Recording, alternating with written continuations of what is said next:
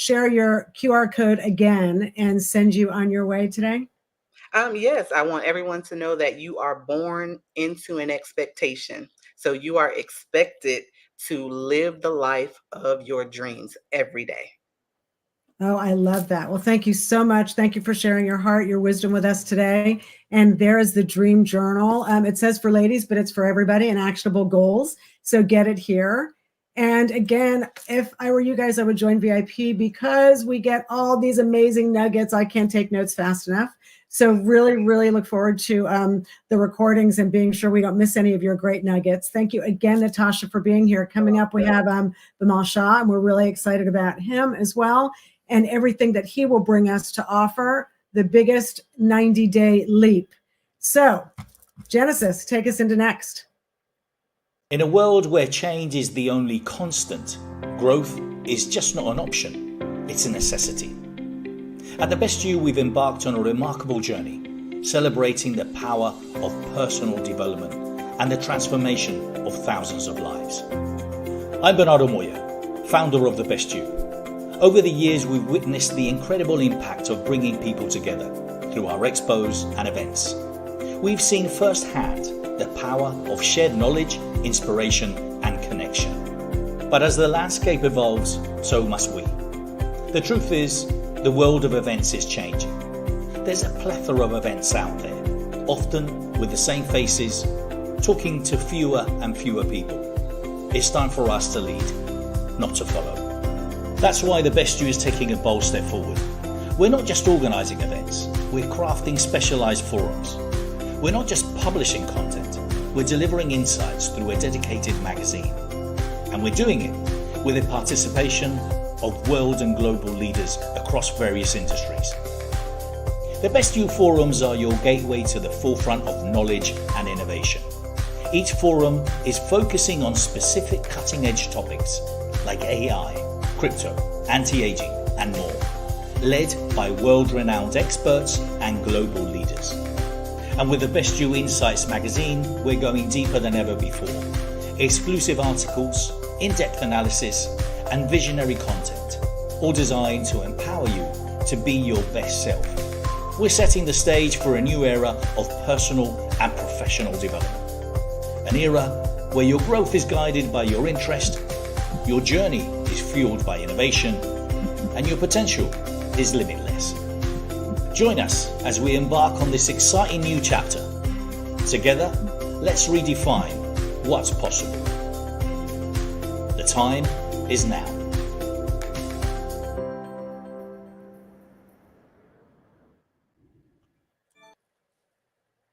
We are so happy to be back with you, and let's bring our next guest up here on stage.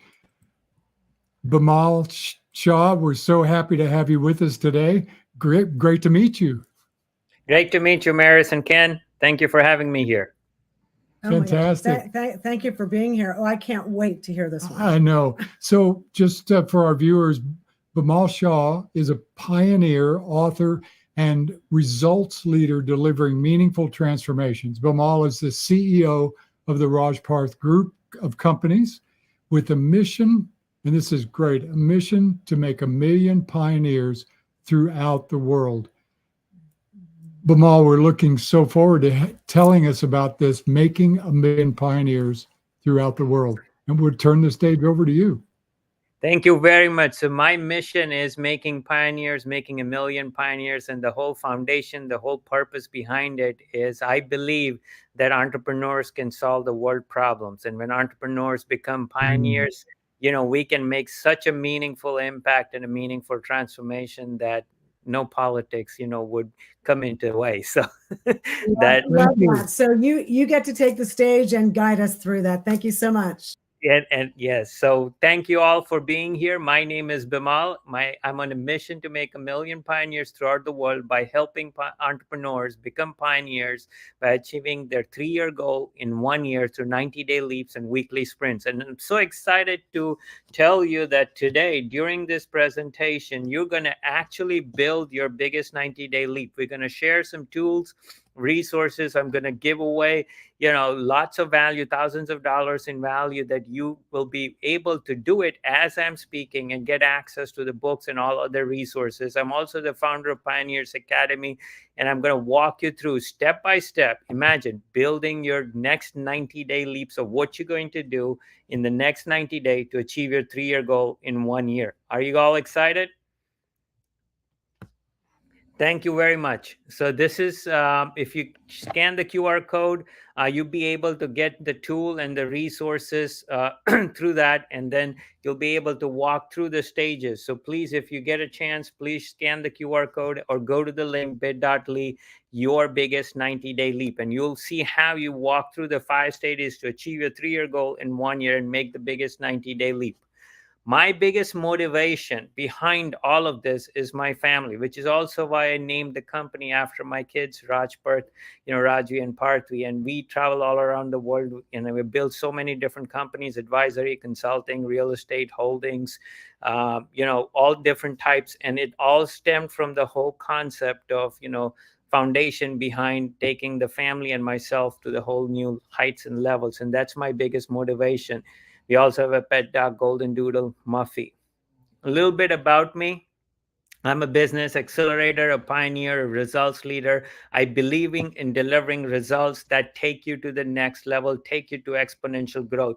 I've seen many businesses fail, and I see there are 3 common reasons why they're failed. They lack of systems and processes, not having the right people, and not chasing exponential growth. So these are one of the things that, I'm a business accelerator. I've taken more than 52 companies on an exponential growth from 2x to 10x in 1 year through 4-Leap system, which is my 4-Leap foundational proprietary system, able to build the dream come true team in 30 days or less. I've been an entrepreneur since 1997. Built over 200 thinking tools, founded the Pioneers Academy, the Pioneers Software, the Pioneers Platform, the Pioneers Conference. Also, the best part of it, imagine this, you can get to your 3-year goal in 1 year, and I get a government grant to pay for it. I get your uncle to pay for it. What could be better than that? Imagine that. So that's where you get resources. I also wrote 14 books, 13-book series called Becoming a Pioneer. You're going to get all of those books for free, by going through this presentation. You get a $100 Amazon gift card. So be sure to utilize that gift card today. So that's where you get the gift card. You get $100 just for being here today, $100 Amazon gift card to get my entire book series, Becoming a Pioneer. I don't write just one book. I wrote a whole series of 13 books that guides you step by step. It becomes your book. It comes with video training, access codes, and, access tools and resources. And it's a step-by-step system. And it makes you write in the book, so it becomes your workbook and becomes your book. So you build your whole plan, 1-year blueprint, and actions and decisions to scale your business and achieve your 3-year goal in 1 year. So scan that QR code, get the $100 gift card, and get all the books, and start building your 3-year goal in 1 year. Please feel free to interrupt me by asking in chat any question that you have. I will be answering any question that comes to your mind while I'm talking. So please feel free to pose your questions in the chat. As I say many times, I have my quotes out there. The world belongs to the people who ask great questions. So please ask questions. So what is a pioneer? And I also created the Pioneers Club for $1, where you get $1,000 value for just $1. Imagine that, $1,000 value for just $1. A pioneer to me is, I believe that entrepreneurs are like butterflies. So when we all are very unique and different, but we also belong to the same cohort. Meaning, if you see all the butterflies, they fly together, they cohort together. Similarly, entrepreneurs, even though they belong to the same industry, each one is unique and different. And that's why I believe that when entrepreneurs, the foundation of you scaling your business is you're becoming the only one in your industry. And that's why that I have built this whole system of you being the only one, you being unique, and you becoming the only one in your industry. And that's the Pioneer system. And the Pioneers Club walks you through a 30-day action plan. So when you get the book, you get to join the Pioneers Club for free. So imagine you getting $1,000 value with the $100 gift card that you're getting from Amazon that I put it out there, and you scan the QR code. The links will also be in the chat. 5 stages to make the biggest 90-day leap. So you're going to walk through today, right now, where you will get 5 specific stages. There's our foundations of making the biggest 90-day leap.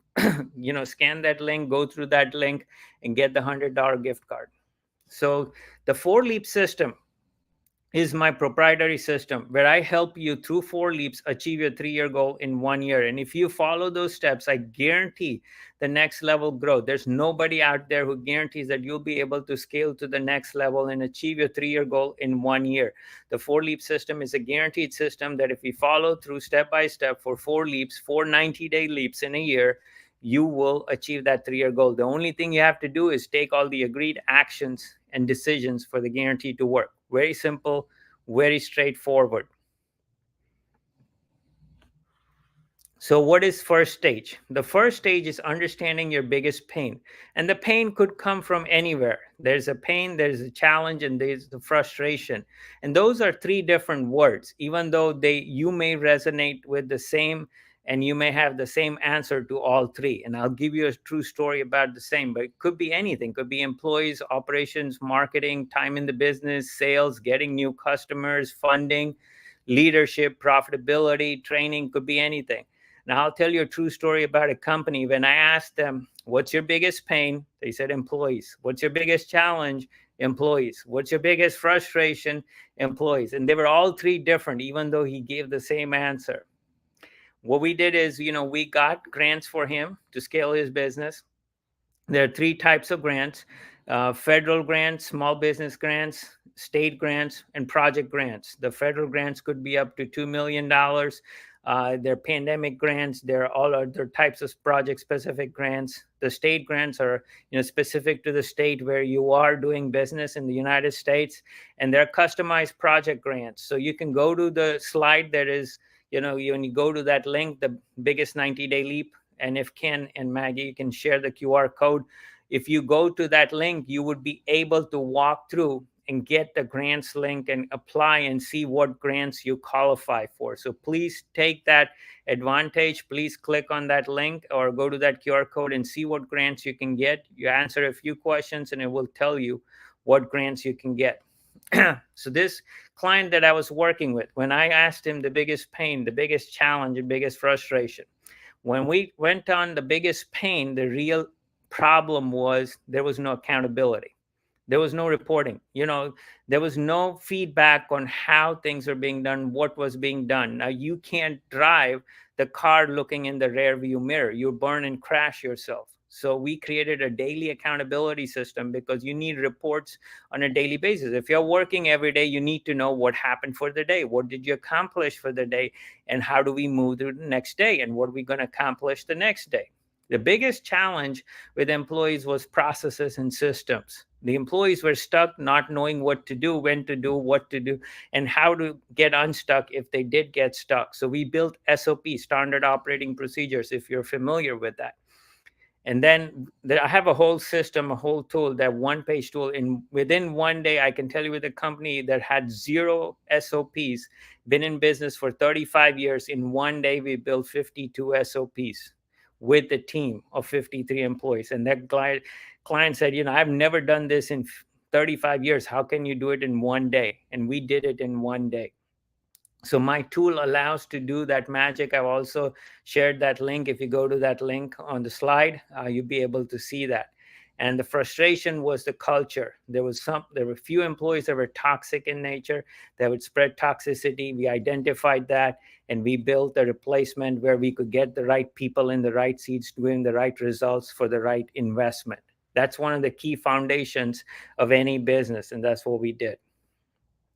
Stage 2, money is very, very important in business. One of the biggest reasons why people run out of business, run out of money, or not able to handle financials. So cash flow is absolutely important. How many of you here feel that if we have cash flow, you feel like you're in heaven? And if you don't, you feel like you're in hell? Because that's exactly how you feel when you are in business. And I'm going to walk you through what are some of the most important things when you want to manage and generate cash flow. The three most key important elements when looking at money is the burn rate, run rate, and runway. Burn rate is how fast you're burning your reserves, how fast you're burning your savings. You don't want to burn your savings, because if you can keep your savings intact, you'll have a runway that runs for life, which means you have all the time to scale your business to the next level. So make sure that you keep your savings and reserves intact, that you need to do. A run rate is how fast you need to increase your sales and profitability so you can maintain your reserves and extend your runway. And runway is how long you can extend yourself before you can take off. It's like, running a business is like taking off in a plane, and you can't take off in a plane with half a tank or with an empty tank. So you need a full tank. So that's why you need to have full reserves, and you need to know how long your runway is. If your runway, based on the rate you're burning, if your runway is like 6 months, you know that if I don't generate enough cash, I'll be out of my reserves in 6 months. But if you know that if I increase my sales or profitability by 5 to 10% more, I can increase my runway to 6 years from 6 months. So just that 5% difference or 10% difference can extend your runway from 6 months to 6 years. Knowing that is so important. So that's one of the key things of knowing, on cash flow. Now, some of you may be starting out and building your business and saying that, okay, I'm just starting out my business. How do I build cash flow if I'm just starting out? I'm just starting out from ground zero. I have no money. I'm a bootstrapper. What am I going to do? So this is very important. This is a tool, a resource that you can use if you're starting from ground zero. It's cash flow to generate cash flow, starting with K. Knowledge. You have knowledge, but your knowledge needs to align with your imagination. And when your imagination is powerful than your knowledge. So look deep in your imagination and make sure you seek knowledge that is aligned to your imagination, and then convert that knowledge into power. Applied knowledge is power, but seek knowledge that's aligned to your imagination. Attitude. It's the only word in English language that totals up to 100. There's not a single other word in English language that totals up to 100. If you take the alphabets and add it up, that's the only word. So have a positive attitude, have a positive mindset, and be grateful. You probably heard the presentation before. Those are powerful tools for you to know that being grateful is a great attitude. And you can focus on what you have and what you want and what you can, rather than what you don't and what you cannot and what you can't. So just focus on what you have, what you can, and what you can get. Skills. You've all heard that, follow your passions and you will make money. That's not true. I would say convert your passions into skills, and those skills and craft will make money. So understand your passion and convert your passion into a monetizable skill set. And when you take that skill set, you can convert it into a product, a service, or a journey, and that will have a value for someone that you can target. Habits are key. Habits, we all do things by habit. So understand which habits of yours are deteriorating you, are taking you down. So you change those habits, or convert those habits, or remove those triggers, and then you can convert your habits into money. F stands for finish line. This is one of the biggest mistakes entrepreneurs make. They do not take things to a finish line. So if you have one project, if you're working on, take that to a finish line. One thing done equals money. 5 things undone, no money. So this is where you can take cash flow, leverage, O for omnipresence, and V for victories. That is where you focus on, your victories. When you win more, you work less. So this is a tool. Is an example of a person that I took from 0 to 1 million, and an absolute, growth, almost 4x growth every single time he was in the restoration business. And you have a testimonial video on my YouTube channel. You can check it out. When this is one of the techniques we used in helping him scale his business to $1 million.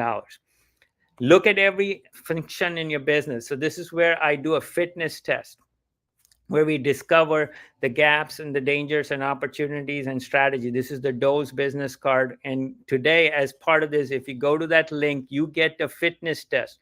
One of the things that I see when entrepreneurs try to jump They try to jump standing up. Now think about wherever you're sitting or watching this presentation. If you try to jump, you won't be able to go far or go high.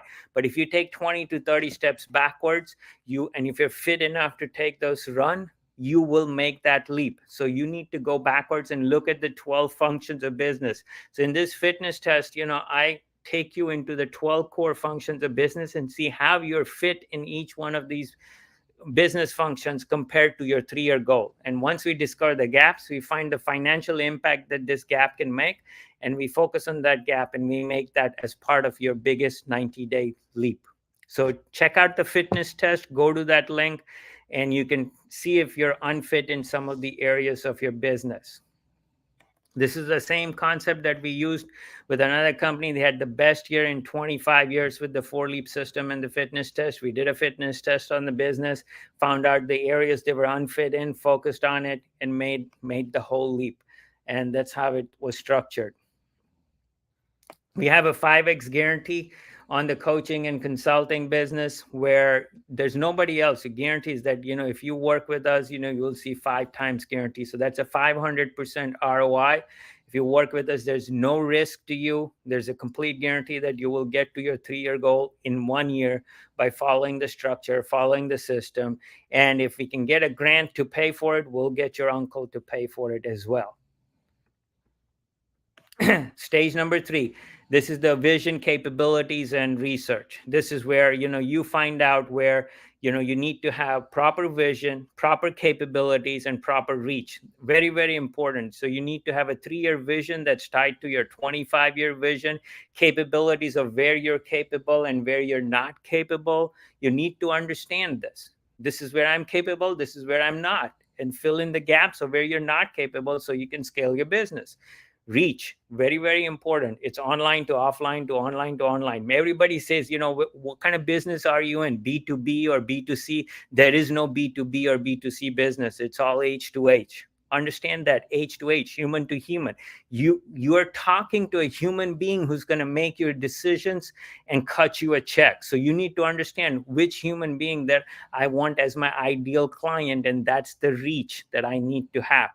And learn strategically in research versus doing. I walk you through all of these tools in the link. Go through that. You will see the resources and to build your reach. And we even give you a list. I'll build you a list of, your first 1,000 to 5,000 dream come true 5-star prospects. So you can convert those into clients and make money. So everything that I do is very methodical, very structured, well systematized, and you can see results. That's why I'm a results leader. It's all, results leader. I'll tell you a quick story about a company, and they work with autistic kids. And what we find out, I asked them who's their dream come true prospect, and they gave their prospect a name, Fabio. And I asked them, who's Fabio? They wrote a 1-page essay, and it came about that Fabio had to come from developmental psychologists. So I built a list of 350 developmental psychologists, and they scaled their business from 1 to 5 locations in 1 year. So that's the power of reach, in the VCR system. Next is building your blueprint. Nothing happens without a blueprint. So you can't build a business, scale a business without knowing what the blueprint looks like. Your blueprint needs to have core components, your dangers, your biggest dangers, your biggest opportunities, your biggest strengths, and knowing your 3-year goal and your biggest pains, challenges, and frustrations. So all of those components, you can build your blueprint. I can tell you a quick story about a company where we were scaling. They used, the blueprint system where we converted everything into people, project, time, and money. That's my foundation on, how we scale.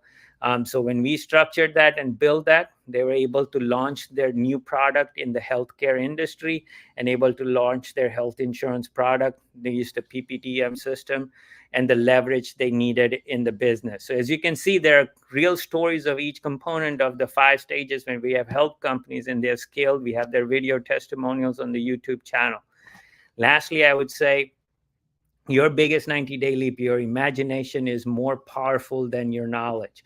So make sure your imagination is lined up to your knowledge, seek that knowledge and convert that knowledge into actions. And I'm giving you all the tools and all the resources that you can convert it and take actions and build your biggest 90-day leap. So what's what's your next step? So if you're ready to start, and let's say you want to start it free, so I have plenty of resources. If you go and scan the QR code, you will be able to access the free tools and resources.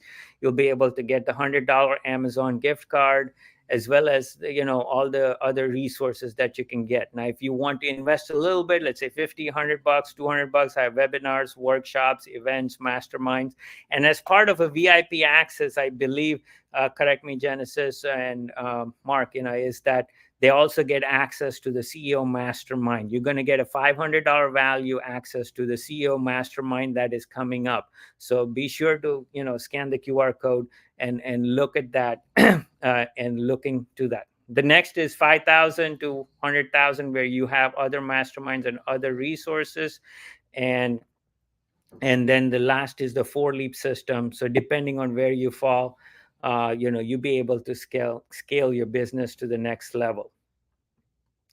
So I would love to welcome, I have a few minutes left. I would love to entertain any questions. Please put the questions in the chat, and I'll be able to answer those questions and go over the links, as well as other tools and resources.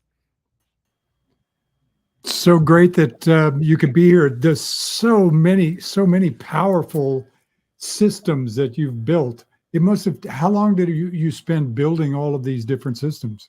So I've been an entrepreneur since 1997. My story started when I came here with empty pockets, worked 5 jobs to pay my own out-of-state tuition, and the entire finance industry was puzzled. How can you come out empty, borrow money, and have 20 grand in savings?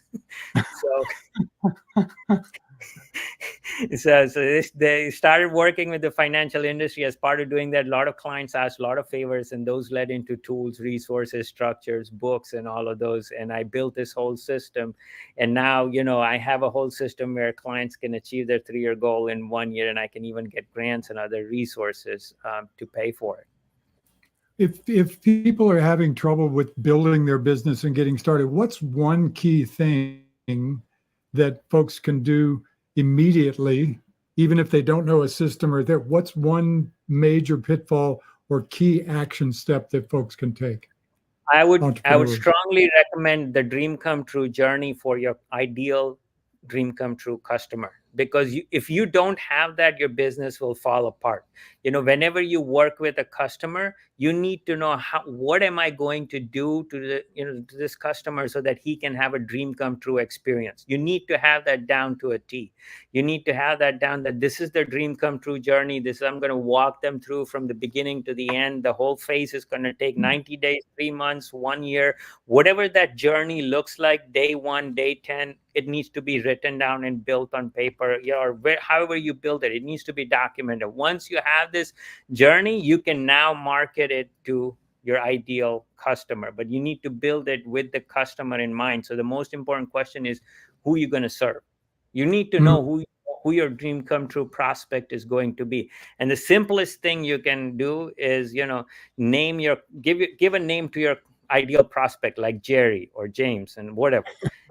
And then take a blank piece of paper and write on top, who is Jerry, and write a full page essay, no cheating, no big handwriting, just a full page essay on who is Jerry or James. And then send me that whole essay. I'll build you a list of 1,000, 5,000, 10,000 Jerry or James. I love it. Well, we do have a question. We've got a question. Let's see, from Santu. Thank you so much. Are the grants only for U.S. citizens, Bimal? Do you know? So I am currently expanding overseas and looking at other resources. There are companies who have, subsidiaries or companies here locally in the US. They can get access to grants. But currently, I think global start local. So right now I am working on the grants in the US, but slowly plan to expand it to other countries as well, and look at resources as well, because all of the research and all the things that are developed are for grants in the US right now. Huge. One of the things that came forward for me as you were talking, and because it is, and look, you guys, this event is a lot like drinking from a fire hose, right? It's a lot of information. So it's why we say not only take notes, but go VIP, because who can remember everything? And it's so valuable. And in the moment, it's hard to take it all in. But one of the things that comes through for me as you're talking is consistency. because you have so many very specific 90-day goals, 90-day goals, 90-day goals, that it seems to me part of the mindset of this is really focusing on the consistency, right? Because if they're not consistent and any of those steps are not consistent, it's always fall back, step forward, and that happens to everybody, but also not to be defeated by that. So I imagine consistency is a big point Absolutely, for you in your work. 100%. You need to have a system, you need to have a structure, and that is one of the core reasons why businesses fail. And that's why I'm a systems person, a structure person. I build even systems in my sleep. So everything that I do is very methodical, structured, and you follow through the steps. And the books that I wrote, 13-book series, it's not one book, it's 13 books in an entire series of how you become a pioneer. I walk you through day by day what steps you need to take. And you answer questions and you write in, so the book actually becomes your book, and it becomes your structure and your system. So it's not my book, it's actually your book, because you write in it and you make it messy. Great. Well, you are much thinking about pioneers. You are the trail guide. You are the guy that rides out in front of the wagons that are trying to pioneer their way to the West. And we thank you so much, Bimal, for being with us and sharing your story and that consistency. Is that with a K? Yeah. Starts with knowledge, right? K for knowledge. That's right. Exactly. Let's have Genesis put up that QR code one more time. I know that that went up, that came and went. So let's see if we can get that up one more time. And Bimal, thank you so much for your guidance and for your information today. And this is your biggest 90-day leap and transformation. Go ahead and download that. I actually checked it out. It's a whole process and form. So be sure you take time. You definitely want to have some time to fill that out and really process through so that you can get the support from Bimal that he's offering. And thank you again so much for your support, your information. And we'll let you go now. And please let us know how things are going with all of your clients and your work. So coming up next, we have David Fagan is coming up next. And thank you. Genesis will take us away. Are you a visionary leader seeking an opportunity that goes beyond the ordinary? At the Best You Synergy Project, we're on a mission to create a global network of changemakers. As a chapter director, you'll be at the forefront, leading your own dynamic community of like-minded individuals. Join us in shaping the future of personal development and entrepreneurship. It's more than a role, it's a movement. Apply today and let's create synergies together. For more information, go to thebestYouSynergyProject.com.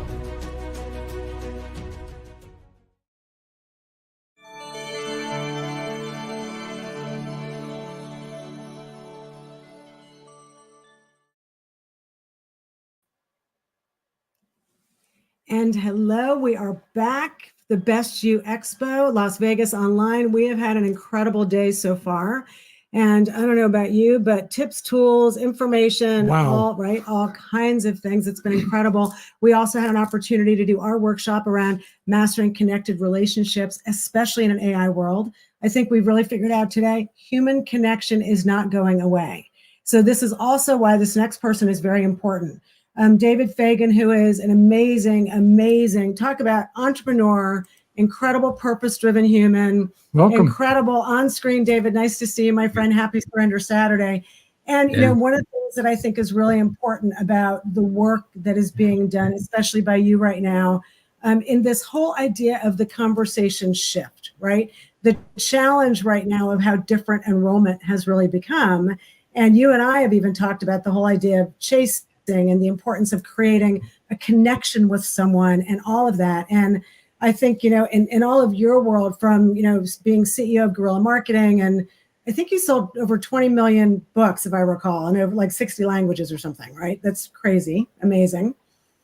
All over the world. And also, looking at your communications business, the guerrilla marketing business, I mean, all of that, I know, you've represented all kind of Academy Award winners, Grammy Award winners. The work you do is centered on human connection and the importance of being able to move things forward in creative ways. I want to leave you the stage and give you an opportunity, but see if there's anything you want to just kick us off with before we step off. No, and I welcome you to stay. I welcome you to come back. I welcome you to challenge me. I welcome you to ask follow-up questions. I'm going to make this fun. I'm going to make this fast, just the way that it should be on a Saturday. I got a question for you, though, Maris. Are you ready? Oh, so ready. Yeah, I don't know if you guys are listening, but every time you talk to her, she has a little thing she says for every day. So just give us the whole week. What's tomorrow going to be? What's the next day going to be? Come on, we're dying to know here. All right. Well, today is Surrender Saturday. And the reason we came up with these days of the week is because I don't know about you guys, but during COVID, days would go by and we had no clue what day of the week it was. And so finally, Ken and I said, this is ridiculous. We get to be present to everything we're going through and to just sharing with other people. So there you have it. So Saturday is Surrender Saturday. Today is a day we just get to give into whatever is. And for a type A, not always easy. So I love Surrender Saturday. And then Sunday is Fun Day Sunday. Of course, we get to have Fun Day Sunday on the Lord's Day of Rest, right? Yes. Monday is Motivation Monday. Because I know about you guys, you kick off the week, we get to be motivated, right? Tuesday is Thankful Tuesday. So thankful to get our weekend going, build that gratitude, right? Wednesday is Wisdom Wednesday. And the Wisdom Wednesday originally came from my dad used to say to us, to thine own self be true. And I never quite understood that till I started doing transformation work. And then I thought, oh yeah, So Wisdom Wednesday. Wednesday is a day that Maris listens to me. Carry on. Yes, I do. Good. The greatest wisdoms for Wednesday are listen to your spouse and your partner and be sure they're heard at all times. Okay. And then T is for Take Action Thursday. And part of why the T came in for Take Action Thursday was by the time we got to Thursday, I was having a little bit of a hard time being motivated. So Ken and I said to each other, let's take action today. And that's how it happened. Flow Friday. Yeah. Flow Friday. And then today. Flow. And we did Flow Friday, right? Because during COVID, Ken and I made a commitment after working, literally traveling 260 days a year for 9 years, that we would actually work, as Jen says, above and beyond our business 4 days a week. And the fifth day is really the day that we focus not on client work, but on work that moves ourselves, our personal growth, and ourselves forward, writing our books, things like that. But today is Surrender Saturday. And David, we're surrendering the stage to you. Okay. Well, thank you very much. Yeah, we have a title today that I call the conversation shift. And I don't talk about this as much as I would like to talk about this, but it really is what's been needed the most over the last few years and more than ever before. And it's kind of where we kind of get rid of some of the sales lingo. And a lot of the people here at the Best You Expo, a lot of people in the Best You community, without sounding too cheesy or too silly, I mean, they're people that want to be enlightened, right? They want to be the best version of themselves. And I'm sure some of you are saying, well, of course that's not cheesy. Of course that's not silly, David. But I think some of us that are kind of like in the business, doing books and going to all these events, we almost get desensitized to it, right? We just hear the terms so much, maybe they don't hit or aren't quite as impactful as maybe they once were in our life. And because we want that kind of impact, because we want that kind of heart-centered approach, there is this need for what I call the conversation shift.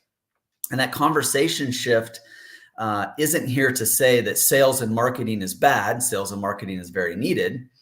But sometimes there's a better word, right? And for those of us that understand how important our words are, right? There's always somebody listening to us. We're always listening to ourselves. We hear what we say. So we're really working hard to make sure that we're choosing the right words. And that's what I love about the sequels. I love about Maris, right? You can notice, you can see how she's choosing her words very intentionally to really internalize and create, manifest the kind of life she wants to live, the kind of business she wants to have. And so I was very intentional in having her share those 7 days that she communicates her week, each day of the week, because it's exactly what I want to talk about in the conversation shift. Maris literally has the conversation shift already in her life. Now, I'm going to probably take it one step further for a lot of you, But that conversation shift is, how do we really think about what we're saying to ourselves, excuse me, as well as what we're saying to the world? And it's not just what are we saying, but what are people hearing? Like, you might write down the exact scripted words of, okay, I said this, but then what did the other person hear? Now, this isn't about relationships, but I think it's interesting. Maris, brought this up, Wisdom Wednesday, she's listening to her husband. I'm sure she listens to her husband the other days than just Wednesday. But, if you asked the person you're in a relationship with, whether it's a business relationship or personal relationship, if you say, I just said this, what did you hear? Or don't even tell them what you just said. Just say, I just said something. What did you hear? They don't always hear what it is that you said, right? And that's kind of communication. But specifically today, I am going to relate this more to business. And here's what I want you to know. And here's the first thing for you to take a note of. Good marketing is really just about creating want, right? Good marketing makes people want you. Good marketing makes people want what you have to offer. When you put out good marketing, people will essentially ask the question, consciously or subconsciously, how do I get more of them in my life? Right? If I do a good job and I'm true to myself and true to my message, and I create want, I know that that's being effective because people will click, people will share, people will comment, right? People will take action. We want to inspire action in every audience. We want to inspire action in every individual. This is a part of the conversation shift. Where are people right now for the most part in the world? They are chasing people. And that's okay. It's worked for a lot of years, right? It's sales, it's marketing, it's let me convince you, let me overcome your objections. I'm coming to meet you. I'm coming to get you. I'm coming to convince you, right? The conversation shift is going from chasing and pursuing, going from being the chaser to the chasee, going from being the pursuer to the pursuee. Yes, I'm probably making up some words here. I've been doing it for a little while now. But we want to create want. And that's why we want to go from marketing and sales to attraction and enrollment. Now, those two words are probably nothing new to you. They're definitely nothing new to me. I've been talking about them for over a decade. I even have a course and books and articles on attraction and enrollment. What's the difference in the conversation shift? They're coming to you because of the great message you're putting out instead of you going after them, right? It's like somebody being a comedian and saying, I'm a comedian. What do people immediately want to say? It's like, make me laugh. It's a little bit tougher to do. The greats can do it, right?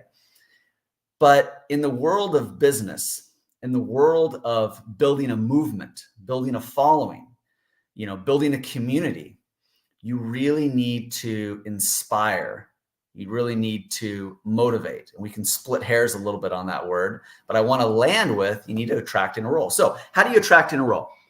There's two main ways that you create want, which is the key to attracting. The first way is to make people curious. Okay. Curiosity is your friend. To intrigue them, to fascinate them. If you'll look at some of the best subject lines that get people to open emails, there's a certain level of curiosity to it. If you go online and you see what's called clickbait, what's clickbait about? It's the hook, it's the attraction, right? One of the number one ways that clickbait is created is also by making people curious, right? It makes you go, what is the answer? Who is the person? What are they talking about? I've got to open this up. I've got to click on this, right? Think about how you do that. Now, I've created a list of over 1,000 subject lines for me and other marketers. It's something we give out for free. I want to find a way to give that to you guys. But this 1,000 subject lines are proven subject lines that have been opened by more than multiple people. in multiple lifts, sent out by multiple marketers with multiple businesses, okay? Which if you're getting the presentation under the presentation, I'm going to get a little advanced with you here. I've already introduced and am currently introducing the second way to create want, and that is to create a perception of value. How many people out there right now want these 1,000+ proven subject lines? I'm confident from doing this a lot of times. There's at least a few of you. Why? Because I created a perception of value of these subject lines. They're proven, right? There's over 1,000, right? We're quantifying it, right? So think about, one, how do you make people want to attract and enroll? Two, how do you make people curious and create a perception of value so that they want, so that you can attract and enroll? So I only have a short amount of time. So my job right now is a little bit of a conversation shift with you right now. I want to create some want. I want to make you curious about what the rest of the information might be. I want to create a perception of value of, man, how do I get the formula? How do I get the subject lines, right? How do I get the plug and play? Well, let me give you a little bit more of this. I want to give you a way to create more value in the things that you're saying and the things that you're talking about so that people want more. We want people to want. We want people to want more, right? Every good line of copy will make you want to read the next line, right? Every good chapter in a book should make you want to read the next chapter in a book. Every good soundbite or segment should be so impactful that it should make you want to listen to more. Okay, so let me give you another secret under creating want and under the category of creating a perception of value. I'm going to give you a strategy for creating a perception of value. We talked about quantifying, numbering things. Here's another one. Name what it is that you're talking about or that you're doing. Things that have a name have value to them. We name our children because they're valuable to us. I have friends that name their cars. I have friends that name their guns. I have friends that name their computer, their laptop. I have friends that name their phone. The point being is we name the things we value. Many people have, furry friends, pets, dogs, cats, birds, snakes. I mean, the list goes on and on. Horses, right? You name them. Why? Because they're valuable to you. So I have something that I teach that's kind of a misunderstanding about being humble. And it really just leads to people becoming the world's best kept secret. And it's well-intentioned, but it just doesn't work out. As I'm explaining it, you probably understand what I'm saying, but it's much more impactful if I tell you what it's called. I call this the humility myth. There is the humility myth out there that if you're a good person and you're just humble and you just go along and keep doing what it is you should do, that someday people will find you, people will love you, people will hire you. Well, that's a very fast way to have very skinny kids, okay? That's why I call it the humility myth. I named it, okay? You want to name things. It could be the law of something. It could be the something effect, right? It could involve well-known names. I'll give you another example. There is a good experience that I have with a very well-known person that really taught me the best way to sell. And it is about creating want, right? But it's also about having a proven track record. Now, I could go on and I could explain the track record and social proof and all that kind of stuff. But let me tell you the name for this. And I've had this name for over 10 years. I call it How Tom Hanks Taught Me to Sell. That's the name of everything it is that I want to tell you. It's how Tom Hanks taught me to sell. Does that make you curious? Maybe a little bit more than anything else. Does it have a perception of value because it's Tom Hanks, right? Tom Hanks, here he is, Los Angeles Tribune. Probably the most read article I've ever wrote was actually called How Tom Hanks Taught Me to Sell. And no, it wasn't in the Los Angeles Tribune.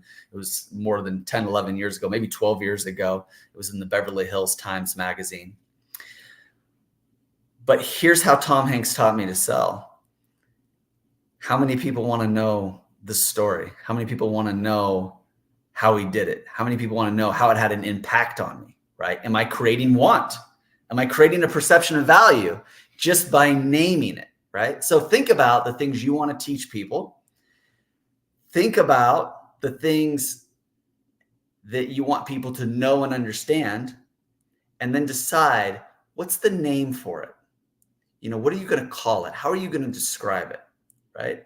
A good name will create intrigue, curiosity, and a perception of value, right? A good name will want people to know more. So if you're taking notes right now, you might be wondering about these subject lines. You might be wondering more about the humility myth. Some of you are going, he never did tell us. Tom Hanks taught him to sell. But more importantly, I'm teaching you how to create want. I want you to go into your websites. I want you to go into your social media. I want you to look at the emails you're sending out. I want you to look at the subject lines that you're using. I want you to look at all of this stuff. Does it make people want to know more? Does it make them feel like there's a perception of value? Well, there's a test. There's a test so that you'll know this. Here's how you test it out. Here's how you know if you're creating a perception of value. There's probably 3 things that are more impactful than anything else to know if you're creating a high perception of value. Now, some of you are already saying, well, David, why not just create value? Well, there's a lot of things that we believe are valuable, but it's more important that people perceive them to be valuable. Both things have to be true. It can't just be valuable. They have to perceive them to be valuable. It's your job as a communicator. It's your job as a leader. It's your job as a thought leader to make sure that there is that perception of value. There's a lot of things that you might think is valuable, or 1 or 2 people might think is valuable, but every audience that you're talking to, and different audiences value different things, you need to make sure there's a perception of value. So after you create whatever it is, you can turn around and look back at what you created and go, okay, does it meet these 3 things? 1, will somebody pay money for it? Will they pay a lot of money for it? If the answer is no, then it may not have value. 2, will they travel great distances to get whatever it is you have? Now, great distances might just be California. It might just be taking the 405, to the I-5, to the 91, to Marina Del Rey. Like, it might have been 10 miles, right? But it's a pain, but they'll do it. Why? Because you created a perception of value. Something that happened a lot during the world shutdown was another way that I figured out how to measure perception of value. And that is, would people stay up late at night or get up early in the morning for what I had to teach them? Okay. So if people will pay money, if people will travel distances, if people will get up early or stay up late for your message, for your information, for your advice, for your wisdom, for your products, for your services, for anything of those things, just for you, just to be with you, right? Then you have created a perception of value. You have created want. Okay. So that's what I want to leave you here with today, is a way for you to kind of go back, and look at your marketing, look at your messaging, and turn that marketing into attraction, and ask yourself, how am I attracting people? Am I attracting the right people? Why am I attracting them? When am I attracting them? Is there a way for me to create more curiosity? Is there a way for me to intrigue people more, fascinate people more? That all falls under the curiosity component. And then, am I creating value, right? Do I have a way to quantify things? Okay, numbers, hours, dollars is a great way to quantify things. Am I naming things? And is there so much value that they'll click, they'll share, they'll comment, right? That activity. Those micro movements. You got to learn how to monitor and measure those micro movements. When people are moving to come see you, to stay up late with you, to spend money with you, right? You're creating a perception of value. You're creating want. You've got proof of concept.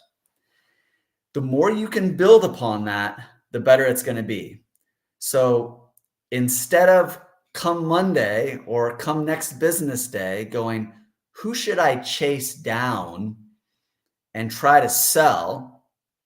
Ask yourself, what message might I share that might attract? What wisdom might I impose that might help enroll somebody? What product and service might I share in a way that people are coming to me asking more questions, asking for more information? Now, hopefully I did a little bit of that today here by creating some topics that I'm not really finishing, because legitimately, I don't have time to finish them. Some of you might want more of those types of things. David, where can I get these subject lines? Where can I get these patterns? Where can I get these ways to quantify? Where can I get all this? Where can I get these books? If so, then I'm doing my job. And I'll leave you with the biggest mistake that a lot of speakers and authors make. They don't leave people wanting more. They say so much that people hearing them feel like they no longer need them. I'm about to do something that I just taught to you. I call this the candy wrapper effect, or the law of the candy wrapper. What happens when someone gets a piece of candy in a wrapper? You want the candy. You don't want the wrapper, right? You take out the candy. What happens to the wrapper? Typically put the candy in your mouth. What do you do with the wrapper? You throw it away. You get rid of it. Hopefully you don't leave it on the ground. Some people do, but you throw it away. So what you want to do is make sure that you are giving strategically. You want more. You want to be an icon. You want more fans, right? If you want more fans, you need to strategically give, serve, and share. You don't want to give, serve, and share everything with everyone all the time. There's no want. We want to leave them wanting more. So ask yourself with your marketing, am I giving too much? Am I giving too fast? Am I sharing my information and my wisdom in a way that doesn't have a perception of value? Am I giving and sharing in a way that doesn't create any curiosity? Am I doing in a way that, I'm the wrapper being thrown away? And I know there's some of you at home right now going, oh man, I know this is true. I give too much in my presentations. I tell them too many things. I want you to know it's not about the number of things. It's about the percentage of things. If you know 1,000 things, you can easily share 100 with them. Many of you know 1,000. Many of you know thousands of things. If you're kind of new to the business and you know 5, 10 things that are like really good secret sauces and laws and strategies, you might only be able to share 1 or 2. But if you have 10 really impactful ways to change somebody's life or improve their business or make more money or save them money or whatever it is, you can't give them all away, right? So this is where the strategy comes in. And so I have a business audit I do with people. It's 101 plus points that are made up of a business audit where I take you through, see what you have, see what you're missing. And a lot of times we can figure out what the low-hanging fruit is. I have something called the law of entrepreneur order, which just basically says that you're more likely to have success if you don't just do the right things, but you do them in the right order. Now, for those of you who are catching the presentation under the presentation, what did I just do? I just gave you the law of the entrepreneur order. I just gave you a 100+ point business audit. Do any of these things create curiosity? Do any of these things create want? Is there somebody out there going, man, I wonder what's in that audit? Man, I'm curious about this law of entrepreneur order, right? Like, how do you name things? What are your laws? What are your effects? What are your philosophies, right? How are you creating a perception about it? Now, I'm wrapping up. I'm getting out of here. But I am practicing what I'm preaching, and I am modeling what it is I want you to know how to do. I want all of you to model what it is you want out of your audience. Marish, you like that? You like the modeling? How am I as a modeler? Well, I think I you know what? There's so many words I have right now to describe just that whole everything. Oh, Yeah. I like this perception of value is so powerful. And what about people people from different perspectives have different perceptions? Mm-hmm. How does that work into the formulas? Well, it's important for us to understand who our audience is. I think a lot of people know that at least a little bit, but yeah, some could argue that before you can make people curious or before you can create a perception of value, you kind of need to understand a little bit about these people. But a lot of what I'm discussing right now is just more of human nature. And, we like to break down clickbait. We'll do case studies like, why does this work? Why do so many people click on this? And when you start to analyze it, you'll start to notice a pattern. And a lot of the great copywriters like Dan Kennedy, does this, Joe Sugarman, they do this. My office floor is scattered with, magazines, and I still kind of get the old fashioned magazines, but I love seeing the copy, right? 53 ways to get toned terrific abs, whatever. But there's always these alliterations. There's always these numbers. There's always this perception of value. So for someone who's looking to get healthy and fit, if it's in a fitness magazine, well, you kind of know what the audience wants. I get a magazine called Writer's Digest. This is for writers, right? So everything it talks about. But all of these lines here they're just copy, But I think you guys get it. I think the people listening at home get it. But it's a lot of fun. I love the psychology. I love to write. I love to sit there with clients and kind of figure out, how do we get people to come to us? How do we get the right people to come to us? And when it works, it really, really works. But it's a much more rewarding life than chasing people. Les Brown calls the salesman breath, right? That desperation they can hear in your voice when you're like trying to sell somebody and overcome their objections. I believe in that kind of thing. It's good to know how to handle objections. But when you learn how to attract and enroll, you'll never need to worry about objections again. I love that. And that's so important. And look, also remember, our friend Les Brown says, you got to be hungry, right? To be able to just get it, right? And we know that. The other thing that comes up for me in this conversation is that it's also, for years in marketing and PR, we talk about demographics. And I think the big shift to psychographics right now is really about how people are feeling. And you're talking about this perception. It's much different now than it was years ago. Years ago, we'd say, okay, who's your demographic? Who's your market? I mean, and now how we talk about that is also very different. So I think this human relational piece continues to be important in all of this and the work that you're doing. And what I wonder is, we don't have a QR code for you, but how do people find you, work with you, connect with you? What's the best way? Do you want them just to go to davidtfagan.com? Is that what you'd like them to do? Is there anything else you'd like to say? I set up my calendar on davidtfagan.com so people can book 15 minutes. It's just a real short time. But they can go to the calendar. If they think they'd like to have a conversation with me, they can put everything into the calendar link and what they want to talk about. And we'll have a very quick call and just figure out, if there's a basis to do business together, if there's someone I should refer you to, if there's someone on my team that should help you. But that's a great place to start. So there's other free things that are going out to everybody through the Best You community. But to engage me, I would go there and just decide, are you ready to attract and enroll more? Do you want more publicity? Do you want more exposure? Do you want more influence? If the answer is yes, then, let's have a conversation. Great. And so David, I will say that, we met David a few years ago, I think right around that time, or actually 2 years ago, maybe, but officially a year ago, as we were launching our solo book. And one of the things that we have really seen, about David is that this laid back style is also just part of David who he is, right? But he's a powerhouse. And what's amazing about the roots of David is that the essence of him is very grounded.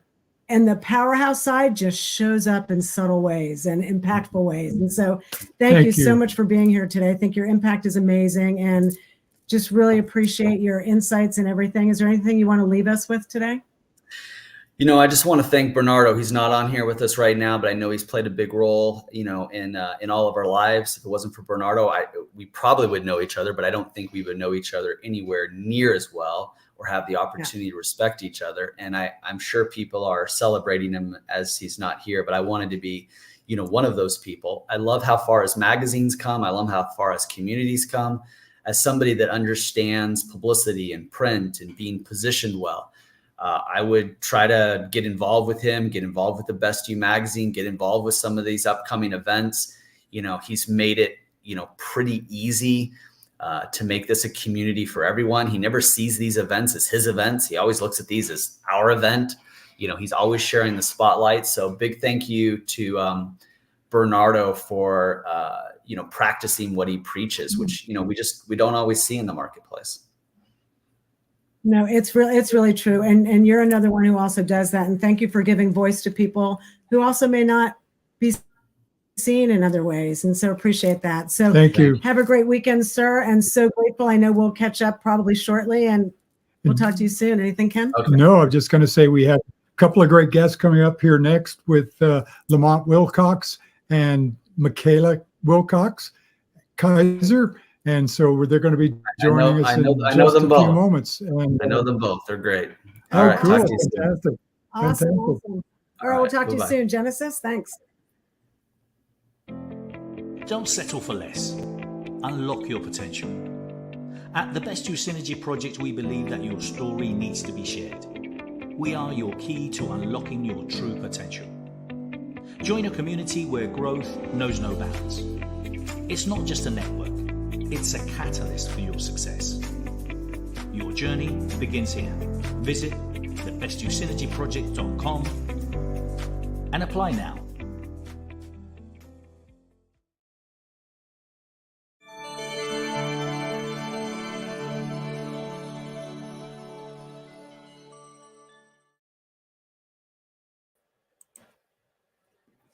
Great. Welcome back. And we have a couple of great guests coming up with us. Let's see if we can bring them up on screen. Genesis, if you could help, because we have, okay, both. Great. Fantastic. You're here.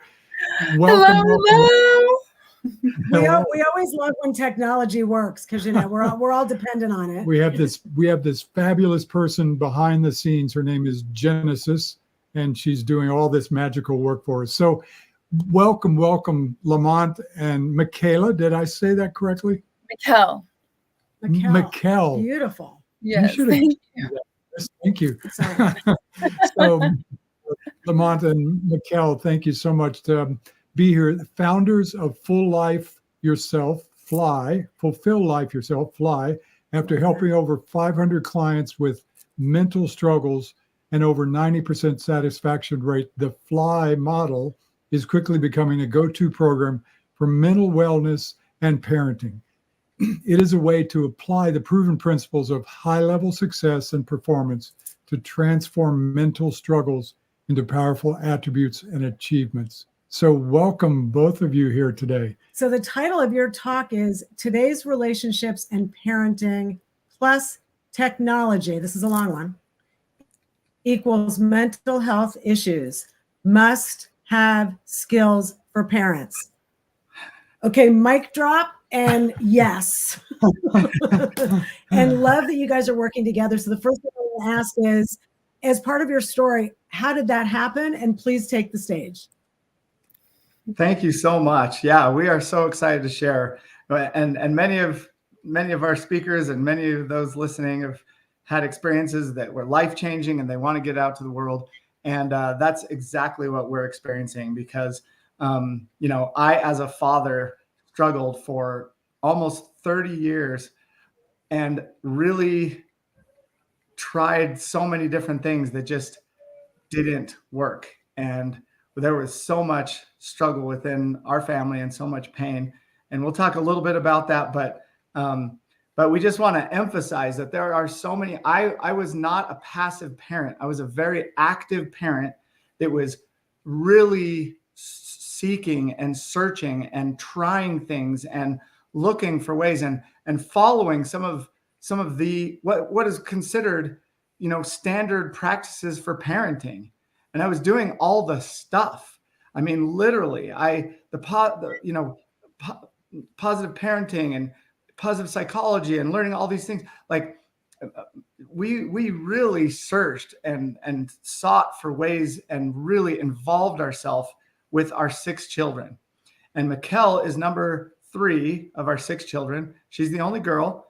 And we have been able to find out some things that have completely changed the dynamic of our family, but more importantly, the mental health struggles and the addiction and the different things that we were going through as a family. And it's so amazing how the mental side of things and how we interact with each other in our relationships. Like a parent to child relationship is so valuable because that's the time in a child's life where their brain is being developed. It's creating that foundation of how they're going to think and how they're going to perceive the world in the rest of their life. And so when we started dissecting the neuroscience behind this idea and realizing that we meet our chemical needs through our relationships.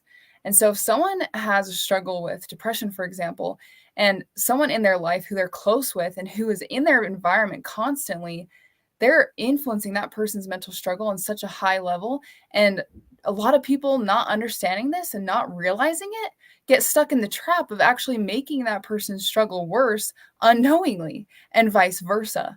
So this is a major concept that is not mainstream, and most people have never heard of these ideas. And the parenting that comes from generations is totally outdated, and people are really struggling because of it. And you know, I know that we're addressing a lot of people who are entrepreneurs. They're out there fighting to build a business, to get their message out, to do different things like that. And oftentimes we find a little imbalance between our life at work and our life at home. And not that everyone is like this, but it is a major piece of the puzzle, is that our brain is meeting its chemical needs more through our work than it is at home. I don't know if any of you feel that, but they feel more effective and more in control of what's going on. And they feel like even taking bigger risks on the outside than they do at home. So the whole dynamic of what they do in their personal relationships and their home life is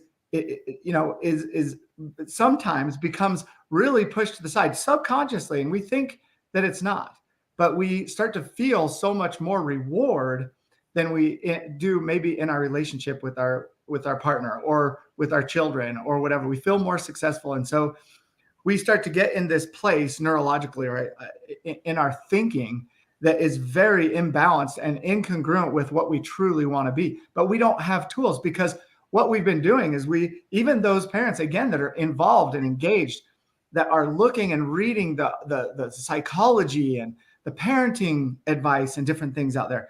There is some new research and new things that have come out in the last 10 to 20 years, and even the last 4 or 5 years, that have completely changed the perspective around what parents are doing. And I'll give an example, just a couple things that are really commonly seen as good, helpful parenting strategies.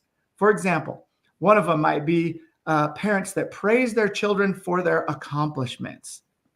Okay, there's a new study just recently that came out that said, if you praise your children for their accomplishments, you are starting the seeds of someone who will become deceptive, potentially lying, trying people pleasing, learning about codependence, and the list goes on. And those things turn into anxiety, depression, and then they lead to even more severe things like OCD and a whole myriad of mental health issues and addiction. Like we literally, as parents, don't realize that we are implanting into our children these patterns of reward systems within their neurology that they are unaware of, and as parents we were unaware of, that we're implanting, that turn into all these mental health struggles. And technology today is amplifying that, which is opening our eyes to question, what in the hell are we doing? Like, what are we doing to our kids? And as I started to research and learn about our brain and the neurology, there's things started to come to light. And I started to see how, one is that I could tap into this guidance system that's built into us.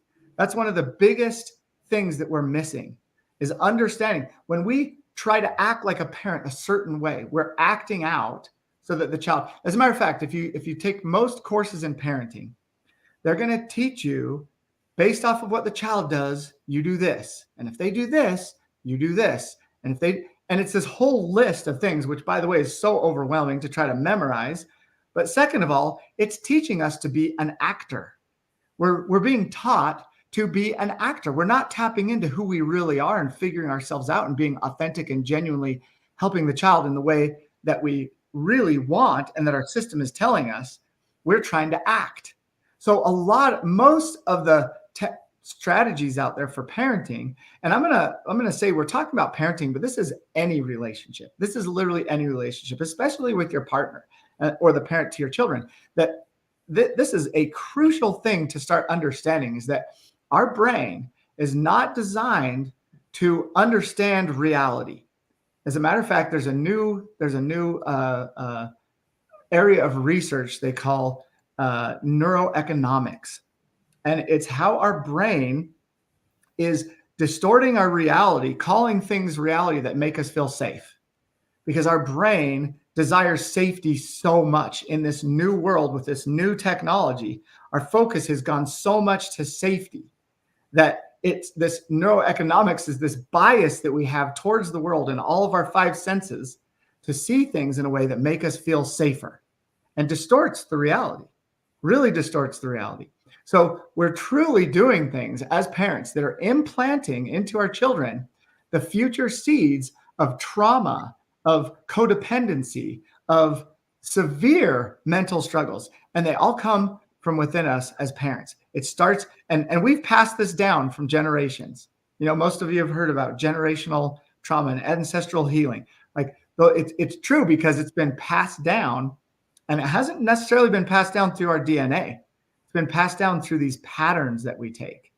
And even imagine for a second if you're a parent and you're struggling and you're trying to help your child through something, and you're focused so much on your child of how to fix their struggle or how to relieve the pain that they're going through. And because of this process of, not understanding on a deeper level what you're actually doing, because parents, they're taught to tell their child what to do. But children, they're taking on the frequencies and the vibrations of the parent. And so by parents just telling their children what to do, that's only helpful to an extent. But if parents are able to do, then the children are going to learn from that on such a deeper level, because they don't do what you do. They don't do what you say, they do what you do. And so if you as a parent are worrying and you're frustrated and maybe you're struggling with your own mental stuff, that's teaching your child to also worry and to also be stressed. And so if we can help parents understand this on a deeper level, then the key is to go inside yourself to figure out what's going on within you to be able to help your child first. And this is what's really key, is that being able to understand oneself without using the five senses around our reality, right? If you look at all the mental health struggles and addiction, right, they're all driven by these perceptions of reality that we think are real. Like, this is a real thing. This is another real thing. And as parents, again, we're implanting things. We say things like, now sit down, be quiet, and be good.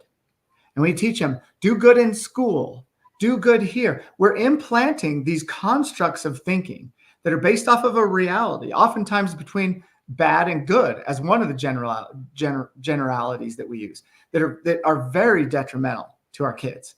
And being able to find this neutral ground of thinking, this new language, this new way to see the world that has a different foundation to how we define our reality and how we define what's going on, what's really happening.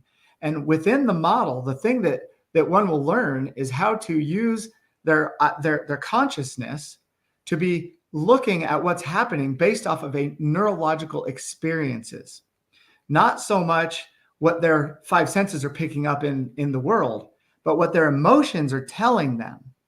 And the thing that we found, and actually I'll go into a little bit of what happened with me as I was going through this, and our family was going through these struggles and these intense difficulties where we even found ourselves in the ER multiple times with, thinking there was, and I won't go into too much detail, but we'll just say that it was a lot of pain that drove me to figure this stuff out. And when I started to learn some of these things and it started to change me, And I struggled with different things. That one of the patterns I struggled with is just anger issues. I felt out of control when I was at home and when I was with my kids and when I was with my spouse, and I would really get upset, and it would come out in this anger. And Mikkel can attest to some of those issues and how they affected her. And I don't know if you want to touch on that for a second. Yeah, I want to talk about how, from my perspective as a child, I didn't really understand necessarily what was going on at those younger ages. And so that's how my reality was. I just thought that was normal and it was okay and that life was great. And then after learning this model and understanding that life didn't have to be like that, and then watching my dad go through this process of shifting within himself. So him understanding his own anger issues and his own struggles and being able to transform that to where he didn't have them anymore. Whenever I came up with an issue or a struggle, he knew exactly how to help me because he had been through it himself. And so many times as parents, we think, oh, we need this external source, this therapist or this psychiatrist or this medication or all these external things to help our children. But with this, if you've gone through it yourself, you're the best person to be able to help your child. And your brain patterns and your ways of thinking are so intertwined with each other that it will speed up this process on a level that no one else can with you and your child. And that's what we've done in our relationship. We have an amazing relationship where we can walk through this process with each other, and we don't have this tension of emotions and judgment and all these things getting in the way, because we've been able to work towards that level. And it is an amazing relationship that we can thrive with and are so open with each other. And it's so fun to teach other people how to get to that level as well. And as I was putting these things together and understanding them and learning them, and I tend to be just naturally a very critical thinker about all these programs and different things. And one of the things that I did in this reprogramming process in the mind is I moved out of the way a lot of my belief systems and perceptions around the reality around what people could do to me and what maybe my boss or my manager. And I was working the 9-to-5 job, but it was really, 8 to 6 and then sometimes 7:30 to 8. And and I don't know how many of you are familiar with that life, but I lived that life for so long. And I got into my head around this, how authority would affect me. And I reprogrammed that. And I left my career of 20 years and with actually no plan. I literally just jumped in with no idea specifically what I was going to do. And within a few months, I'd started a business. I was making 7 times what I'd ever made before. And I made enough money that I didn't have to work for the rest of that year, which was about 8 months remaining. And I spent the rest of that time researching and studying because I knew there was more here. And the programming I'd done on myself was real. And I'd helped other people and I'd seen it in other people. And I was lucky enough that as towards the end of these 8 months, I shared it with a doctor who was a functional neurologist who specialized in traumatic brain injury. And he had gained a reputation because so many of his methods and therapies and modalities that he used on people were effective in helping them with mental health struggles and addiction. And he had gained a reputation for that. So he had a constant stream of patients that were doing that and that were coming in for that. And I went and he sent me 3 of his clients that had some pretty severe mental struggles, one of them suicidal. And I met with them once at the time. I'd met with them just once and I met with them all day. By the time they were done, there was such a foundational shift that those things had massively changed. And that doctor was so open to what I was doing and loved it so much. We met and he said, I want to clear out one of these rooms and give you an office. And I want you to meet with all my patients. And so I did that for 2 years. Mikkel joined me about a year into that. And we started helping people. And we had such a miraculous result with people going through this process of learning this model. And we call it the FLY model. That stands for Fulfill Life Yourself, because it's something that each individual can do themselves. And that's the key. And I know a lot of parents out there are like, man, my kids need something. Like my kids, I will guarantee you 100% that you are the one that needs it. You are the one that if you change, your children will get that response from you. They will start to see a new way of thinking, even subconsciously, even through the patterns that they can feel from you that aren't related to their 5 senses. because your change and shift will change everything in them. And this is how you know that will happen. Imagine if it had happened to your parents. Imagine if all the things that your parents did that stressed them out, that made them worry, that made them depressed, that made them feel unworthy or incapable. Imagine if they had changed all of those in front of you, right in front of your eyes. Imagine that your parents became so authentic and loving and kind when you were a teenager, let's say, or before you were a teenager, even better. If you had seen that transformation, your brain would grasp onto those concepts. It would now see a new path.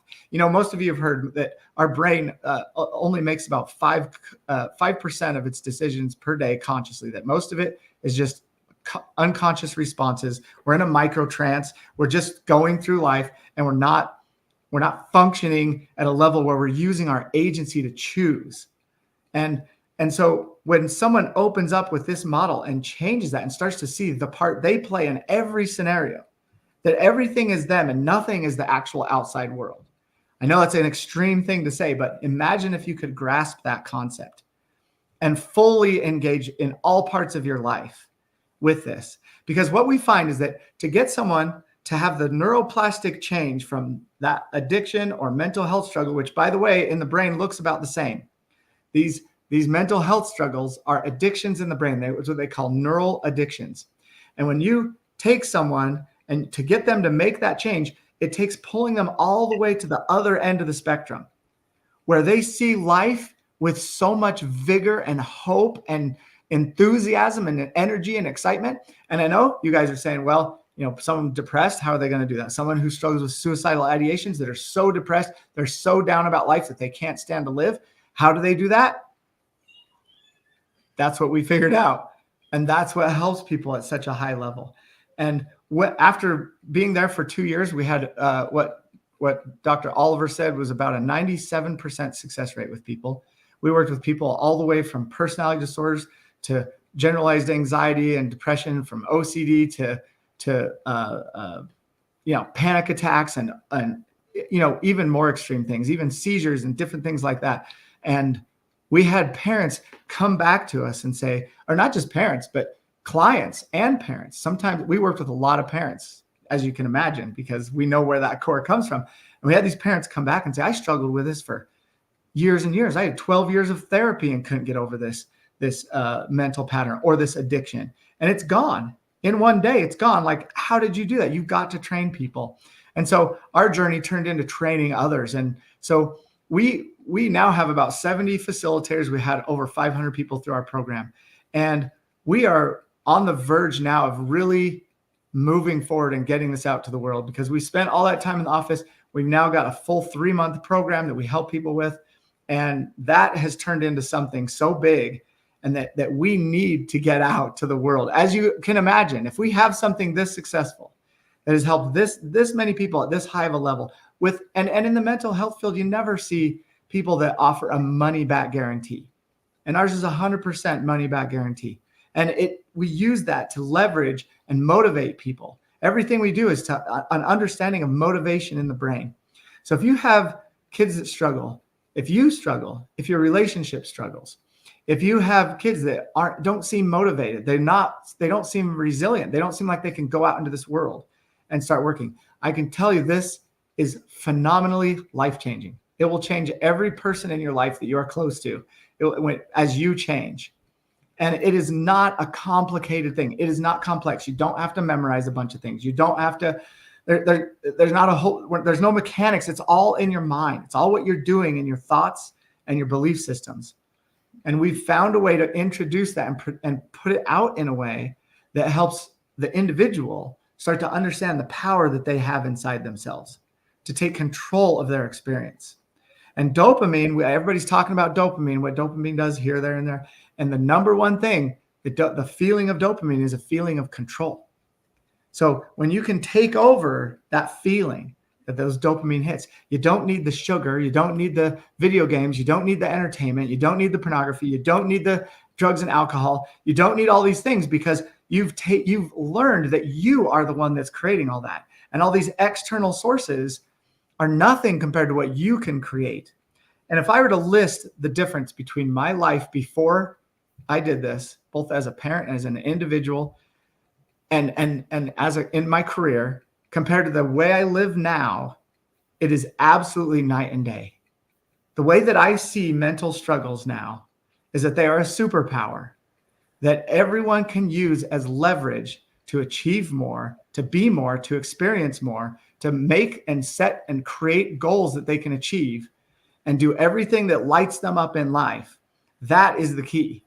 That is what will change someone from here to there. And I know the people struggling with mental health are like, whoa, that's a big thing well, we have 100% money back guarantee, and almost everyone follows through and loves it. So we're so thankful to have the opportunity to share a little bit, and thankful for you guys to having us on.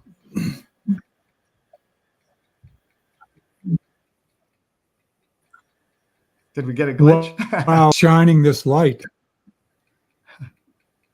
Can you hear us? Yeah, you're coming out glitching? in and out. Can you hear us now? A little bit of glitching. I think it's better now, at least from my side. So let me, I'm going to take, okay, good. So just thank you so much for shining this light, and for being a light, and for supporting people. So many things you talked about. One of the things we do in our work is talk about it's an inside out job. Yes, very It's much not so. something that comes from the outside. It's an inside out job. So just thank you. We invite everybody on here to go to the QR code, take the QR code, and thank you again, Lamont and Mikkel, for being here. And I wanted to just check. So, what are you pointing at, Mikkel? Yes. So The this QR code? Yes, you can scan this QR code, and we have events that are introductory events because we actually really encourage families to come and understand this together. Because as each person grasps these concepts, it's like they're using or learning a new language. So then they can communicate with each other with that new language. And so by scanning this QR code, you can come with your family. And if you just buy one ticket, everyone else can come for free to come and get that introductory experience as a family.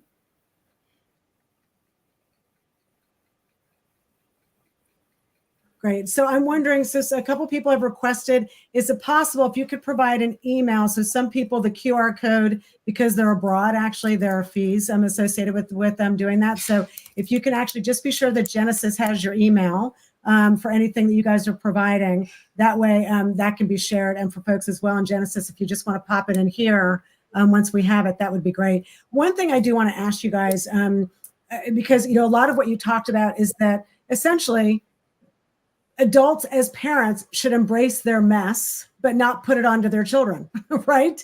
So the whole idea of how do we navigate that as parents, and that's part of what I'm hearing you guys. And look, my mother was a clinical social worker, so I grew up with a lot of, how are you feeling about that? And so the notion of the parent connection and the role of parents and all this, and there's a gap. I do want to ask you guys one thing.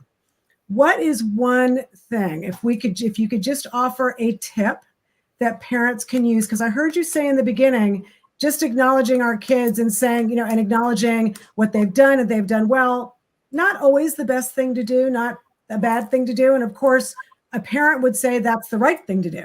So one thing that you would suggest, take away today, that parents can do at home, something maybe over the weekend that they could start this process.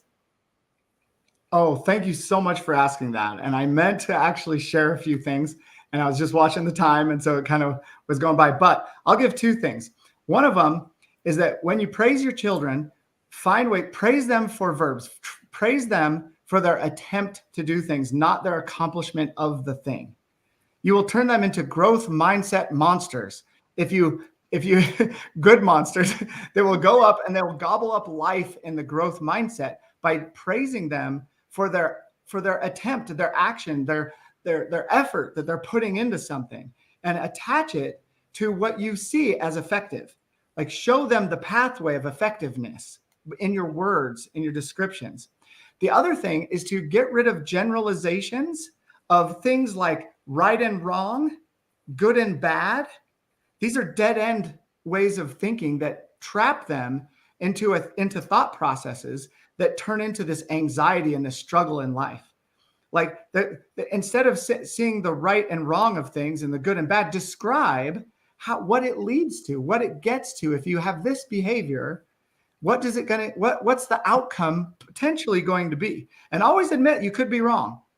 I could be wrong as a parent. I don't know for sure, but from my experience and what I've seen is when someone or you can question them through it. What do you think is going to happen with this behavior? Take the time. We always think we don't have time.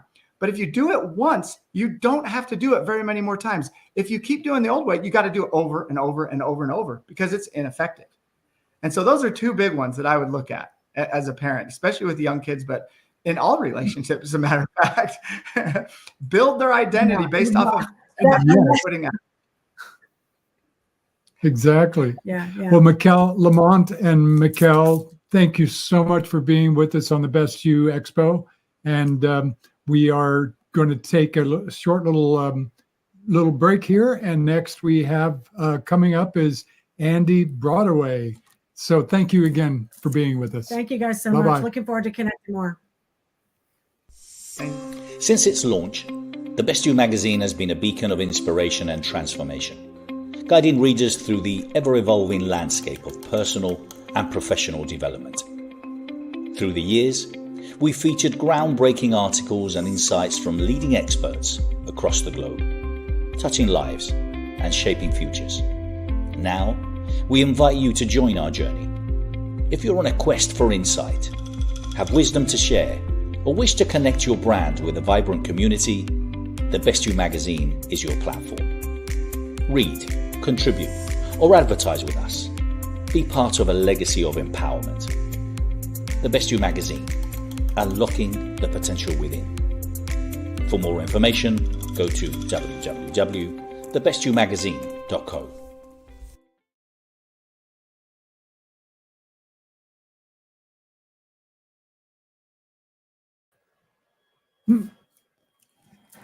Hi there. We're and back. We're back. Oh my gosh, this day has been so incredible. And Andy, so happy to see you because we actually did start our day with you this morning on a phenomenal panel or this afternoon. And so we get to have Andy back. So Andy's really, he was part of a conversation this morning we were having about a different way to connect crypto, AI, the importance of that.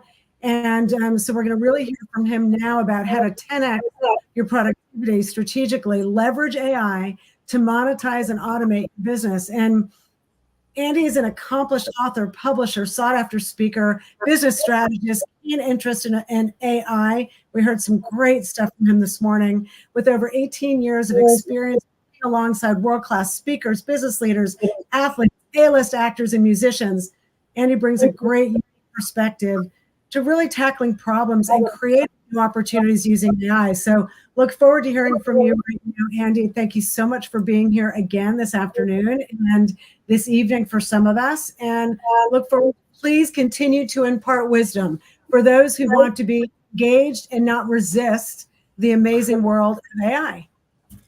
Absolutely. Absolutely. My audio coming in loud and clear. Everyone can hear me all right? Yeah, you're good. You're good. Thank you. Awesome. Awesome. All right, super. So welcome to my presentation today. And I'm going to talk a little fast because we got a lot to cover. And at the end, if you've got some questions, we can answer those. If not, I'll give you a way for you to reach out to me and ask me some more questions. But the presentation today is how to 10x your productivity and strategically leverage AI. I'm going to provide you a series of tools that I use, that I also teach others to use, and how to leverage AI and essentially 10x your productivity and your income. So I didn't even put the income in there, but definitely be able to make more money with this too. So let me go to share my screen here, and it can pop up right here. And we're just going to grab this one right there. And I believe it is showing. Just want to confirm. Is my presentation showing up on the other side, please? Confirm. I still see myself here. If somebody can confirm that. All right, there it is. Wonderful. Okay, so here is my presentation. It's the how to 10x or 10 times your productivity using AI. So let me just get right over to here. And So let me begin with this. What this is not. This is not like the Terminator stuff that you've been seeing over the years. It's not fear mongering. It's not like how AI is going to take over the world. What I'm going to explain to you is how we can leverage the tools that are out there. Now, AI has been around for quite a long time. It has been used in businesses, and only recently, in the past couple of years, are we able to start leveraging the tools that have already been in existence and being used. And the entire AI world has dramatically changed, as you know, because you start hearing about it. But, and I'm going to say but, not dismissing what I just said, but I'm going to say but, there's very few businesses, small businesses like us, coaches, entrepreneurs, that are actually leveraging the tools. So you want to pay close attention to what we're going to present today, because this is going to give you that competitive edge. So you've heard the quote before, but I revised the quote a little bit and says, AI will not replace your business, but businesses that you're using AI will. So you definitely want to be one of those people that are using AI in your business. So let's just cover the 4 major tech phases that have occurred. And we're fortunate enough, most of us have been able to see these 4 technology phases that have occurred over the past 20, 30, 40 years. Number 1, the personal computer. You know, Bill Gates said that his vision was that there will be a personal computer in every home. That vision has been fulfilled many years ago. We have a personal computer now in our hand, but a personal computer inside the home. The second one was the internet, the creation of the internet. Number 3, the smartphone. And then number 4, artificial intelligence. Now, I want you to look at the first couple of these, the personal computer, the internet, and the smartphone. How many people that you know of that said in the past, oh, I would never use a personal computer. They're too expensive. I don't want the computer taking over my world, right? You had a lot of businesses when the internet first came out that said, I don't need a website. Why do I need a website at all? People can reach me via Yellow Pages or Penny Saver. Now I'm dating myself here because of the different publications that I'm mentioning. Most people that are in the age of, in my children's age, they have no idea what a telephone book was, a Yellow Pages. But a lot of businesses didn't adapt right away to the internet. They said, oh, that's just a fad. And then the smartphones the same way. A lot of people didn't adapt to the smartphones initially. They just wanted the flip phone that they were using, or not even having a smartphone at all. So we're right now at the beginning of things, and the beginning of fun stuff that's beginning to happen with artificial intelligence. So there's 2 ways to think about this. One is you can deny that this is even happening. You can run and you can hide. So you can do the first line and deny, run, and hide away from this technology. Or secondly, is you can have an abundance and a curiosity mindset. So this little session of mine that I'm teaching today is just opening your mind to the abundance that you can have using AI and leveraging it in your business. So remember, this is not something that you want to deny, run, and hide. This is something that you want to start looking at. And maybe it's a daily thing. Maybe you go to YouTube and you watch a video about a certain bit of, AI technology, or you use some of the resources that I'm going to share with you today, that you go out and start utilizing some of them, right? So that's what we have in mind. So this caller, for the people that say, I want to have an abundance and a curiosity mindset. So the age of AI has begun. Today is the beginning for most people, because you're just getting initially adjusted to it. But maybe some of you have started hearing about it and started playing with ChatGPT and some other tools out there. So maybe this is your beginning. Maybe you began a couple years ago when ChatGPT first came out. And that's the next slide here. November 30th of 2020, there was a company that nobody knew about called OpenAI that released a tool called ChatGPT. And that literally changed the landscape of everything. AI really It was around before that. I was playing with AI technology way before this, and earlier versions of ChatGPT, but publicly it came out November the 30th, 2020. Now, here's an interesting thing. The founder of this company, or the person that that created this, had this vision. Hey, why don't I create this little chat bot that can communicate with this open AI stuff that we've got in the background? And everyone told him nobody would be interested in a tool like that. He said, I'm going to go ahead and release it. What ended up happening was the growth of that particular app grew faster than any other app in history.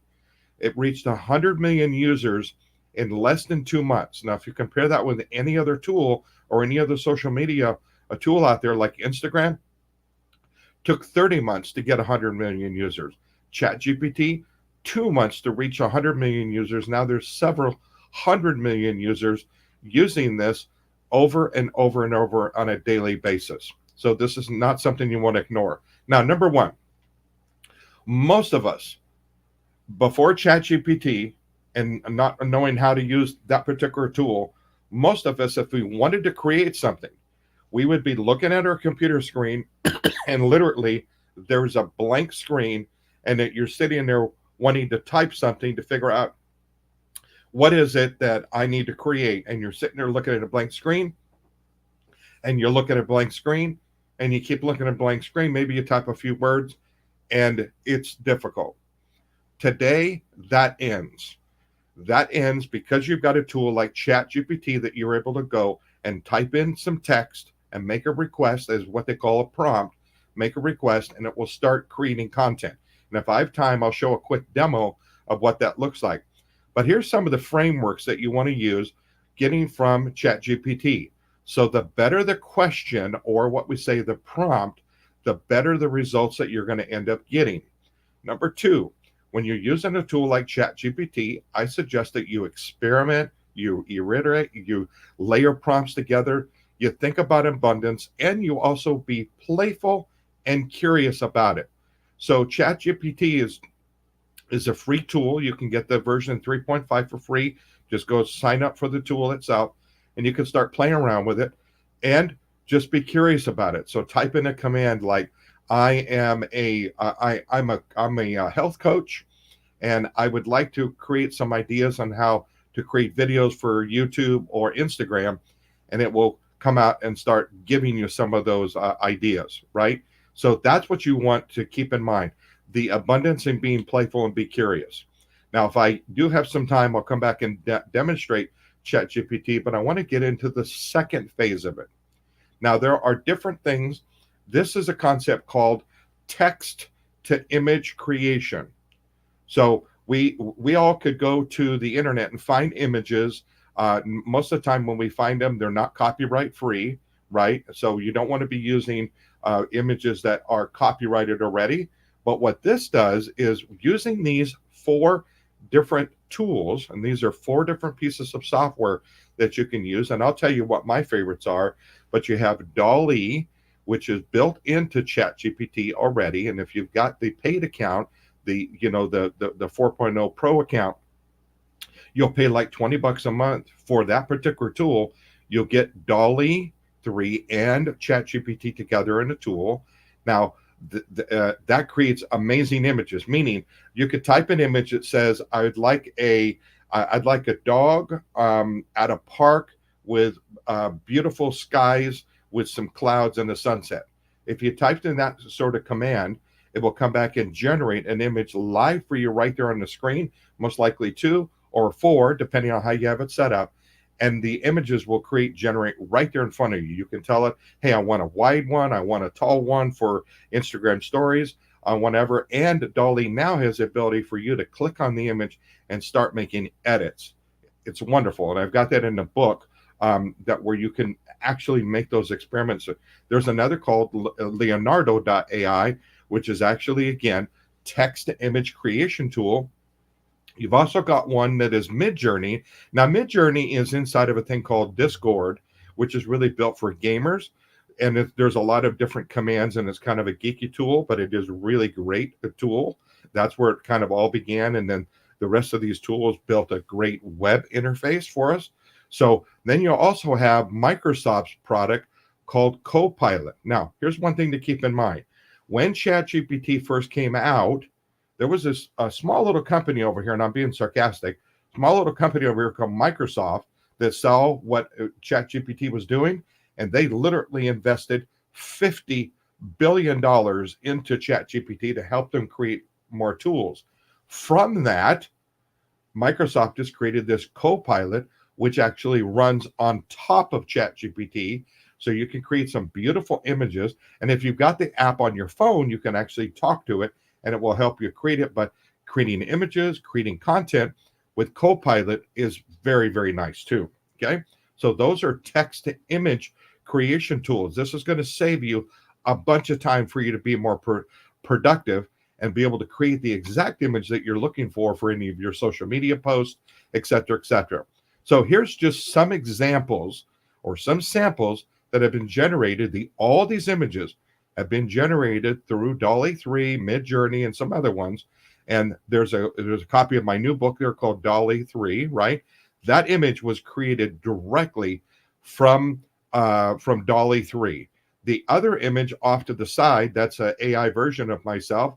I uploaded a photo of myself and I said, I'd like to create an image that's got like a Disney Pixar feel to it. And it created that image. And I said, and I want it on a background with some AI elements behind it. And it generated that particular piece of art, as you could see there. Now, I then took that piece of art and I animated, and I'll show you one of the tools. I animated my mouth moving along with words with my own voice and created little characters. So if you go out to my Instagram page, you'll see this one fully animated. And with those are called faceless videos. So if you're not comfortable creating videos of yourself, well, you can use a tool like that, make a cartoon, or upload a real image of yourself, and it's going to move your lips and your eyes and your eyebrows, and it is fantastic. So these are some of the samples that are created from tools like Midjourney, from DALL-E to Microsoft Copilot. Here's a few other ones. So if you're in the area and you want to create books that are maybe, or if you want to create content that is geared to a specific audience, all of these images, like these are children's images that are generated through Midjourney, ChatGPT, DALL-E, those ones. If you want to create a logo, that was a command that I created up at the top. I created a logo from that. And then down at the bottom, that artificially corny book, which I'm about ready to release, I used ChatGPT to create the jokes, by the way. I said, hey, create me 100 dad jokes that are about artificial intelligence, and it generated 100 jokes for me in about 2 minutes. Now, I'll warn you, whenever you're asking ChatGPT to do something for you, go through and make sure that you create it in your own style and that you make sure that it's giving correct information. Sometimes ChatGPT hallucinates. So, and it just does it kind of naturally. It did it worse a couple years ago. It doesn't do it quite as often now, but you want to always review the work that's coming out of ChatGPT if you're asking it to create content. So that particular book was all generated. The cover art, the other than the text I put on myself, but the rest of the cover art was generated. There's another book called Forward to Your Future. Same thing. The art was generated through Midjourney. And then another book that me and my lady have put together, and that is called Delightful Droid. We actually wrote a children's book using ChatGPT and all of the images in there. Now we then went through and edited, and inside of there are 12 life lessons about this robot taking a little adventure into 12 different areas. Quite a fun book, and it's available on Amazon. You can go get it today. But it was all generated through AI. So you can see what the characters and all the images. We basically told it, here, we want to create this children's book based on this life story, life adventures. And again, we took what ChatGPT gave us, and then we edited ourselves and tweaked it even further and made it more friendly.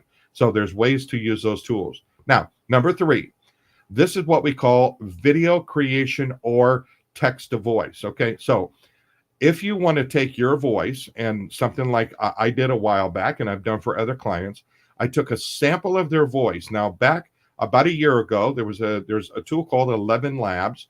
About a year ago, you had to upload about 30 minutes of audio for it then to create for it to train it on your voice, where you could then go to 11 Labs. And I wish I had time, but this is a pretty short call today. But you can go to 11 Labs and type in a paragraph of yourself or something that you want to say, and it will actually create an audio with your voice with the exact tonalities of it. And you could just say generate, and in about 30 seconds it's going to come back and give you that audio. You could drop that audio into a PowerPoint slide deck or whatever, and you never have to say ever a word again, right? It used to be 30 minutes. Now it's down to 30 seconds of audio that now you could train it longer, but it's taken a 30-second sample. Now, I don't want you to worry about somebody else using your audio. 11 Labs is highly secured with that, and you actually have to authorize that it is you doing it. So you give it a sample, and then you have to authorize 11 Labs to be able to use it. And it's got to be the same voice. Okay, so very, very, very cool tool on that part. Now, the other one is a DID, which is, I showed you that image of myself with the cartoon. You could take the audio from 11 Labs. Oh, and by the way, let's go back to 11 Labs. Imagine you being able to speak another language. Well, you could do that with 11 Labs. You convert the text into another language like Spanish or Italian or Chinese or Japanese or whatever you want. They support over 100 different languages. You convert whatever you're going to do, use ChatGPT to convert it in the other language, upload that text, and it will use your voice, and now you are now speaking Spanish. So imagine the implications on what you could do to taking your content you got already and then converting it into another language. It's mind-blowing, okay? So that's a really, really great tool. Now, DID is a tool where you can upload a photo of yourself, a photo, and you upload the audio from 11 Labs, your own audio, and then it will move your face. Now, it's not perfect. It still looks a little bit animated, but that's a great tool to get you, if you want to do faceless videos, that's a great one. Now, V.io, I consider AI, but it's really an online video editor that will allow you to put text on the screen and a bunch of other tools that are there. So this is great. I know I'm moving fast. Number 4, you want to think, if you want to go to the next level, and we've got a couple of clients that are doing this, and that is you being able to train this program called HeyGen. You upload video of yourself in a certain format, upload it to their server. Again, it's all secured, meaning that when you upload a video of yourself, you've got to authorize it with a camera that you're now the owner of that content. So you can't upload content from somebody else and put it up there and start playing with it. There are companies that are not that are not doing it the correct way, that you're seeing fakes that are being done. HeyGen is not one of them. HeyGen is the best platform for creating one-stop AI video generation. But basically, you upload a video to it, it'll train you train it, and then you can now start typing in words, and it will do a video, and it does a very, very good job at it. So whatever you're seeing now with this technology, I say that it's the worst that you're ever going to see, because this technology is getting better and better and better. HeyGen updates almost weekly their technology. And so very, very powerful tool. So again, if you don't want to be on on video every time, we've got clients that we've taken and we've trained the HeyGen with their content. Now I can go, and my team can go and start generating video with that client. We always show the client what we're doing. They look at it and go, holy crap, I can't believe that you just did that with my voice and my face.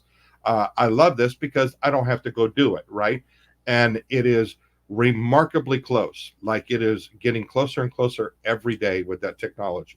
Now, let me give you my top 5 tools. So if you're taking a screenshot or your camera, take a little screenshot of this one, and I'm happy to give my slides away. So Genesis or Bernardo or the host, if you want me to give my slides away, I'm more than happy to give my slides away later. But let me explain to you one of the number one automation tool. So not only does AI help you generate all those tools, but it will also help you have the ability to automate. So the best tool, and it happens to be our tool, the best tool that you can use for automation is AI Brand Accelerator. Now, if you've seen anything that's been coming out with the Best You or the Best You Expo, Bernardo has actually been using our platform for the past year, sending out text messages and automation and things like that. And so whatever you've seen him in doing, that's our tool. So let me briefly explain what this is. So if you are using any of these tools, if you look at this map and you go, hey, I've been using Kajabi or ClickFunnels or Calendly or any other programs, and there's a lot here, our tool replaces everything that you see on the screen here in one tool. Now, I've been in the internet marketing space for almost 20 years, and I've always had to band-aid all of these together for my clients up until this new tool. Now, our tool replaces everything that you see on the screen here as a tool, and what we have, what we call this is an AI-powered SaaS platform, and it normally goes for $497 a month. Now, I'm not here to say or to pitch you or whatever, but I'm just saying that our normal tool, if you were to go to our website, is $497 a month. We've worked out something with Bernardo. We're going to give you a 14-day free trial for this software, okay? And all you need to do is go to aibrandaccelerator.com/bestyou. You'll get access to a 14-day free trial. After that is $297, okay? This offer expires on 4/17, but let me tell you what you're going to get when you join and when you be a part of this. Number one, you're going to get a digital version of my book called AI Digital Marketing Secrets. You're also going to get over-the-shoulder training videos. Now, these are 20 videos over the shoulder to show you how to use Canva. If you're not using Canva, I highly suggest that you do. These videos are going to get you up and going quickly with Canva. We're also going to give you another online tutorial, advanced Canva training access to videos on how to use some of the advanced features. We're also going to give you 20 over-the-shoulder training videos. Now, when I say these training videos, I've had my team create them. None of them are longer than 10 minutes. Most of them are 2 or 3 minutes. You're going to go on to the next one. You're going to watch the video, go implement it. Very easy to use. You can get through all these courses in about an hour. When you join, you're also going to get an onboarding call with myself, not a member of my team, but with myself. We're going to show you how to use our software on a 1-hour onboarding call. We're going to take your business, and I'm going to make some suggestions on how you can start implementing our software. If you've got a database, I'll help you upload your database into our system so you could start using it immediately. We also have bi-weekly group coaching calls that you can join, where I do a bi-weekly call every 2 weeks using our software and the changes that are in there. So if you want to start animating or automating a lot of the things like text messages, DMs, and I'm sure you've seen people go out to Instagram and say, hey, comment the word such and such, or send me a DM with such and such. Our software takes care of all that also. So you don't have to buy a ManyChat or do something else. Our software does all that built in. You're also going to get bonus number 7. You're going to get 6 digital books. These are the 5. You're going to get access to all 5 of these books, plus my newest book that I have on DALL-E 3. Isn't that a beautiful cover? That was all generated with DALL-E 3. The book is this digital book shows you how to use that. And the subtitle of the book is From Imagination to Impact, Harnessing AI to Craft a Compelling Visual Stories. Okay. This book is not available on Amazon. I'm not sure if I'll ever put it there, but it is available through one of the bonuses that are here. So all you simply need to do to get access to your 14-day free trial is to scan the barcode or go directly to that website, and you can get started. Again, 14-day free trial. During that 14 days, you're going to get access to all the bonuses. You're going to get an onboarding call with me. Plus, on top of that, we're going to schedule a call where I specifically talk about your business and how to use some of the AI tools. So this is a one-on-one 30-minute call, you're going to come to me and say, hey, Andy, I've got this idea about something. This is my business. What tools would you suggest? I'm going to make some suggestions. We'll do like a live demo with you, personal, one-on-one, on some of the tools that you might want to use on, outside of our tools, like the chat GPTs and the dollies, and actually how to use that. So that's where we're at with this. I really appreciate your time. I know I got another speaker coming up, and I know I talk fast, but I was trying to get through a lot of content here. But let me close with this. AI is revolutionizing the landscape of the business world. The question is, which side of the transformation will you choose to be on? Remember, I began with saying, are you going to run here? Are you going to do this? Or are you actually going to use it? So this is where we're at right now. So I'm just wrapping up here. Appreciate the time. And if you got any questions, feel free to reach out to me on Instagram. And I'll close my mouth and turn it back over to the co-host. Well, just stay right there, Andy, if you wouldn't mind staying. Maybe take your slides down. All right, let's do that. Let me move my mouse over and say stop screen. All right, there we are. There we go. Wow. I mean, this has got to be the most exciting time. I mean, people, our parents lived through the first telephones. Well, maybe our grandparents. Television. First television. And now we are moving into this area, and we won't get into singularity at the moment, but yes, so cool, all the things that you're offering. And I would say that I'm a singer-songwriter, and I had a chance to play with having fun with it, to write a lyric to a song. And what comes back is pretty astounding in 10 seconds. Absolutely astounding. In fact, one of the major recording artists now is a major investor in that company, and I can't think of it right now. I think it's not Studio. I think it's called Udio is the name of it, and literally blow your mind. I didn't want to get into that because that's music, but literally blow your mind. Like upload lyrics, they'll create a song, you type the genre, game over. I mean, it's blow your mind. And equal to the excitement of that, of course, is what the entertainment industry is. Everybody's been navigating around AI and replication and how is this going to work, and all of the pieces that are so important in really ensuring that we are bringing forward recognition, acknowledgement, paying people appropriately for their work, for their name and likeness, and all of that. And what we hear a lot around AI, and I know Daryl, I'm acknowledging one of the things that you said is, that obviously this does not replace the emotion and the human connection. Correct. And yes, what we talk about in our relational leadership work as well. And and Daryl's not alone. Obviously, the big thing that people, I think, get to really understand is that, you guys, we've been living in an AI world a very long time, a very long time. Right. So the notion of now all of a sudden, oh my gosh, it has a name, I'm afraid of it. Right. Yes. I mean, and so the reality is, let's just take a breath. Yeah. Let's acknowledge that human touch and human connection will never be more important than it is now and moving forward. It is equally important today as it was yesterday, as it was 10 years ago, a million years ago. Human connection will not go away.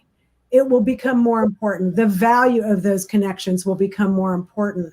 And so I think that's a really, and as I look at Ken as a singer-songwriter, and I've lived with him for 20 years, watching how this work comes through and how people connect to it. And so I look at that and I say, don't tell me that's going to take you 5 minutes, because I love the process. I mean, your whole speaking about the end of the blank screen, the creative process. The creative process is the blank screen is the problem that has to be solved in the creative process. So the great thing about these tools is that they can just prompt you to think. So when I put in an idea for a song, it comes back. Some of it is, a little iffy, and the rhymes go a little bit astray and get a little bit Moon and Junie kind of thing. But there are occasionally some, wow, that's an interesting combination of words. Yes. So it just sparks your attitude. My approach to it is saying, well, it's like if you have a company and you have a team that's your copywriters, call them in the office, guys, I need a copy on this and this and this. They go off, they come back with it. It's essentially a staff person in your computer. Yeah, you want to think of it as you want to think about it as this, as your first draft partner. That's where you want to look at it, or as your personal assistant that you go tell it to go do something, come back, and then you review it and make it better. You never want to just cut and paste what you've done and then use it. You always want to craft it, but it gives you that first draft so fast that it was like, okay, now I'm just boom. It's blow your mind. Let me wrap up with one other thing too, and that is, I was just in Atlanta, Georgia, and one of the major studios there in Atlanta, Georgia, and his name is skipping my brain right now, but it'll come to me shortly. He has one of the major video production studios there in Atlanta. Okay. He just made an announcement that he was about ready to spend $800 million building a new facility. And when he saw Sora by OpenAI, I don't know if you guys have seen Sora at all, but when he started seeing the samples coming out of Sora, he canceled that $800 million building project, because he said that I can hire my engineers, my creative staff to go use that tool and create stuff that'll be quicker, faster, and we can get movies done. Tyler Perry, that's his name, Tyler Perry. Tyler Perry Studio, and just an amazing tool. It's not been released to the public yet, so people are starting to play with it. But if you started seeing some of the stuff, blow your mind, absolutely blow your mind. It's not perfect, but it's getting. Well, and then this is the other thing I think is really important that I don't know if it's said enough. Look, ChatGPT, AI, all of these things are phenomenal tools. And I love what AI Andy just said. Consider it your draft.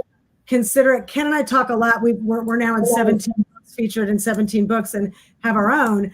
And we do this writing together, which is sometimes challenging. So Ken actually, he usually, as we say, get the rocket off the ground, and then I work with it as well, and then we come back together.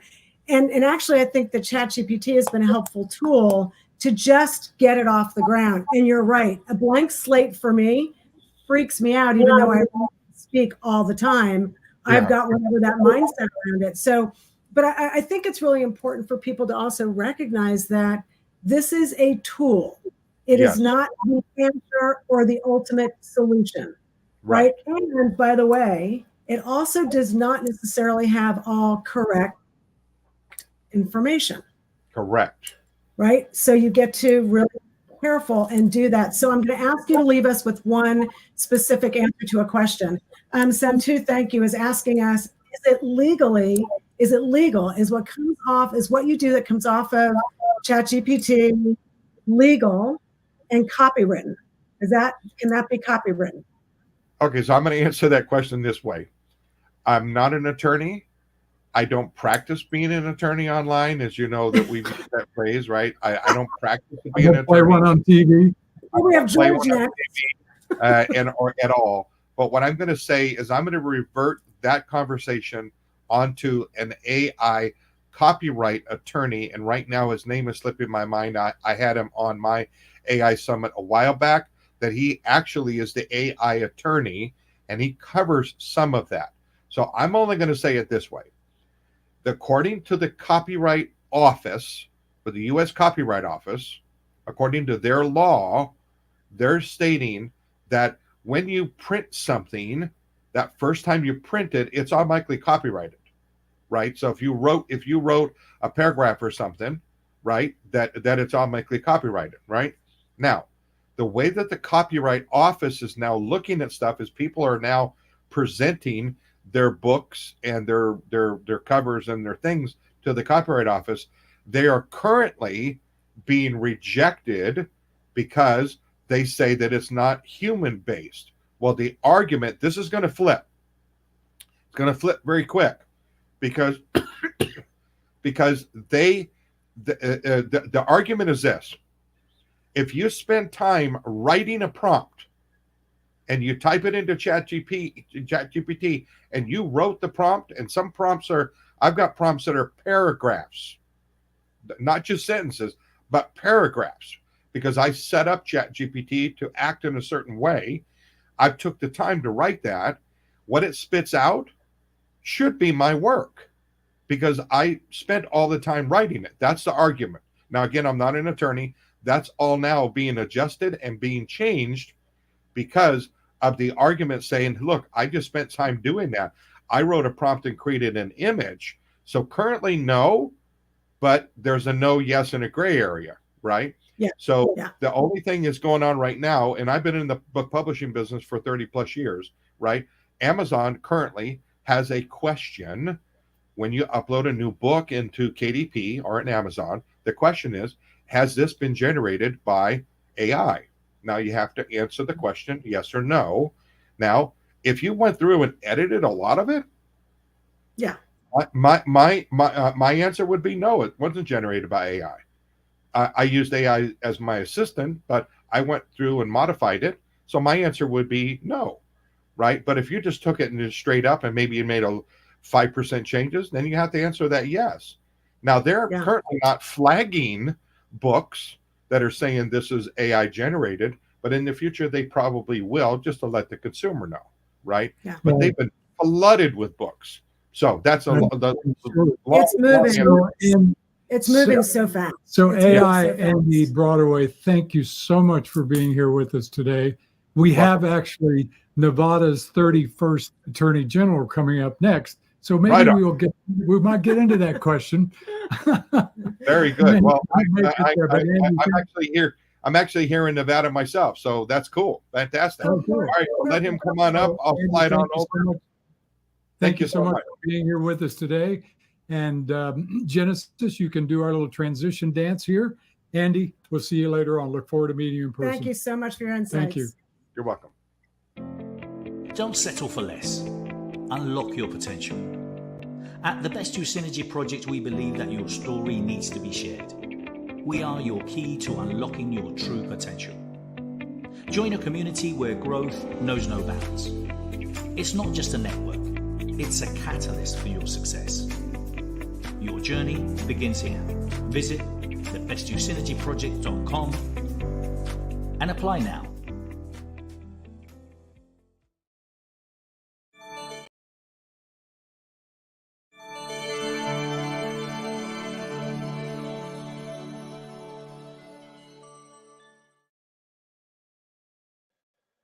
We're back, and it's been an amazing day. And guess what? It's not over yet. We have still a great speaker coming up and mind, and I'm going to bring him up to the stage now.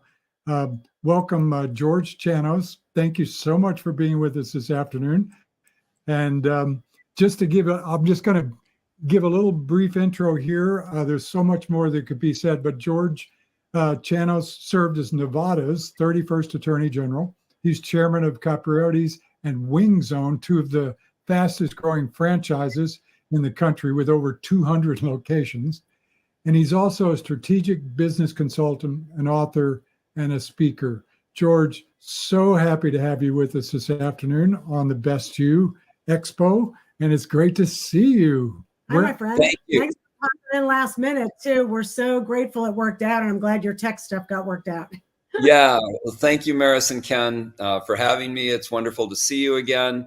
And to answer to the last question, I'm not a intellectual property attorney, but I can tell you that you cannot copyright something that is not original to you.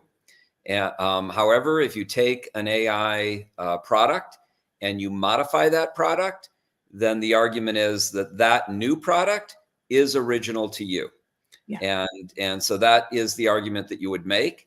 And I think that to make that less confusing, Amazon ought to offer more than just yes or no. You know, because if it's just something you generated with ChatGPT-4 and you did not change it in any way, then it is absolutely not protectable to you. But if you did modify it, then it's not the product of ChatGPT-4 anymore. It's a product that you created with an assist from them. So Exactly. And that makes so much sense, obviously, and it makes sense to us. And I think that obviously Amazon and everybody else is going to be catching up, like the entertainment industry, like the music industry. I think everybody is just beating street fast to just keep up, let alone get ahead of it, right? So Yeah. I think that's a big challenge right now. And go ahead. Yeah, no. Oh, sorry, I didn't mean to cut you off. No, That's you're a big good. challenge. So we've had an amazing day talking a lot about AI. We've talked a lot about relational intelligence, RI, what Maris and we've talked about how to heal generational relationships and mental health. Such a wide-ranging day. Enrolling, selling. We've had a remarkable But day. you can talk to us tonight about an unprecedented convergence. What is that? Of promise and peril. So so I don't know what your format is. I haven't been online to see exactly how this is going. Do you want me to just run with this, or is this a dialogue? It's really up to you. It's up to you. We'll get off the stage and leave it to you. Pop off, whatever you're most comfortable with. You name it. I'm good either way. I'm totally good either way. So we're going to turn the stage over to George, and we'll come back later on and we can talk a little bit more if we want to. Okay. So we've got 25 minutes, and go for it. We'll come back about if we come back at like 15, let us know. We're right here. We're not going far. Yeah. Okay. So I guess what an unprecedented convergence of promise and peril is a presentation that I gave at Google last year on November 1st to Google project managers around the world. And it's an hour-long presentation, and we don't have that much time. So this is going to be an abbreviated summary of that presentation. Today, I'm talking about the intersection of social, political, economic, and technological change. What's happening in the world? You see what's going on in Israel tonight with Iran raining down missiles and drones on the state of Israel. What's happening in the world today? So let's talk a little bit about how you understand that, because I've been spending years trying to understand what's going on in the world today. So first of all, I think the thing that you need to begin with, there's a lot to digest and not a lot of time to cover it. So I'm going to go through some of this very quickly. The first thing that you need to understand is that change is coming on an order of magnitude that is well beyond your expectations. No matter how much change you think is coming, it's going to be more dramatic, and it's going to come much more quickly than most of you realize. So we're living in the most extraordinary period in human history. Theoretical physicist Stephen Hawking said that the singularity, that moment in time when machine intelligence would eclipse human intelligence, would be the greatest event in human history. Greater than fire, greater than the wheel, greater than anything that humanity has ever encountered or conceived of. Ray Kurzweil, the head of artificial intelligence for Google, tells us that that moment in time could come as early as 2029. When I started following Kurzweil, he was saying 2045. He's been tracked in his predictions since the 1990s, and he's been found to be correct more than 80% of the time. So, others may disagree with his assessment that the singularity could be reached as early as 2029. But my money's on Kurzweil. Elon Musk has said it may come sooner. I think it may come sooner as well. So we have a magnitude of change that is unprecedented. Kurzweil goes on to say that by the 2040s, then this puts into perspective the magnitude of change. He says by the 2040s, which is 20 years away, artificial intelligence will not be our equal. So we're waiting 5 years for it to become our equal, 5 or less years for it to become our equal. He says in another 15 years after that, it will not be our equal. It will be 1 billion times more capable than human intelligence, 1 billion times. Now, I would argue that the human mind lacks the ability to even comprehend what an intelligence that is 1 billion times its own represents. But it's seismic, it's tectonic, it's something that we lack the ability to even fully digest. Alvin Toffler, futurist Alvin Toffler, says that the illiterate of the 21st century will not be those who cannot read and write. It will be those who cannot learn, unlearn, and relearn. Our brains are filled with a lot of false information. And part of that, understanding that, is understanding how the brain works. So first of all, how does your brain work? Your brain receives approximately 11 million bits of information per second, every second of the day. This has been happening since the time you were born. So all of these noises and visual cues that are happening all around you, the senses of smell, all of that is information. And it's roughly 11 million bits of information per second. Now, the human brain can only process consciously 15 to 50 bits of information per second, which means that the vast majority of information that is entering your brain is entering outside of your conscious awareness.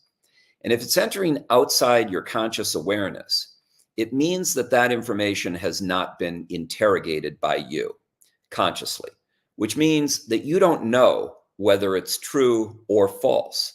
But it's entering your brain through the trapdoor, the unconscious trapdoor that you're not consciously aware of, which creates an opportunity to learn vast amounts of information, which is why the brain is perhaps structured that way.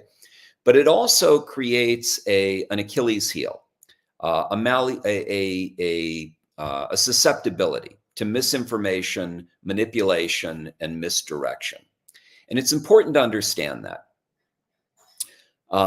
We're also at a state of turmoil that's happening around the world. And part of the reason for that is that the United States and China are involved in a race towards this singularity.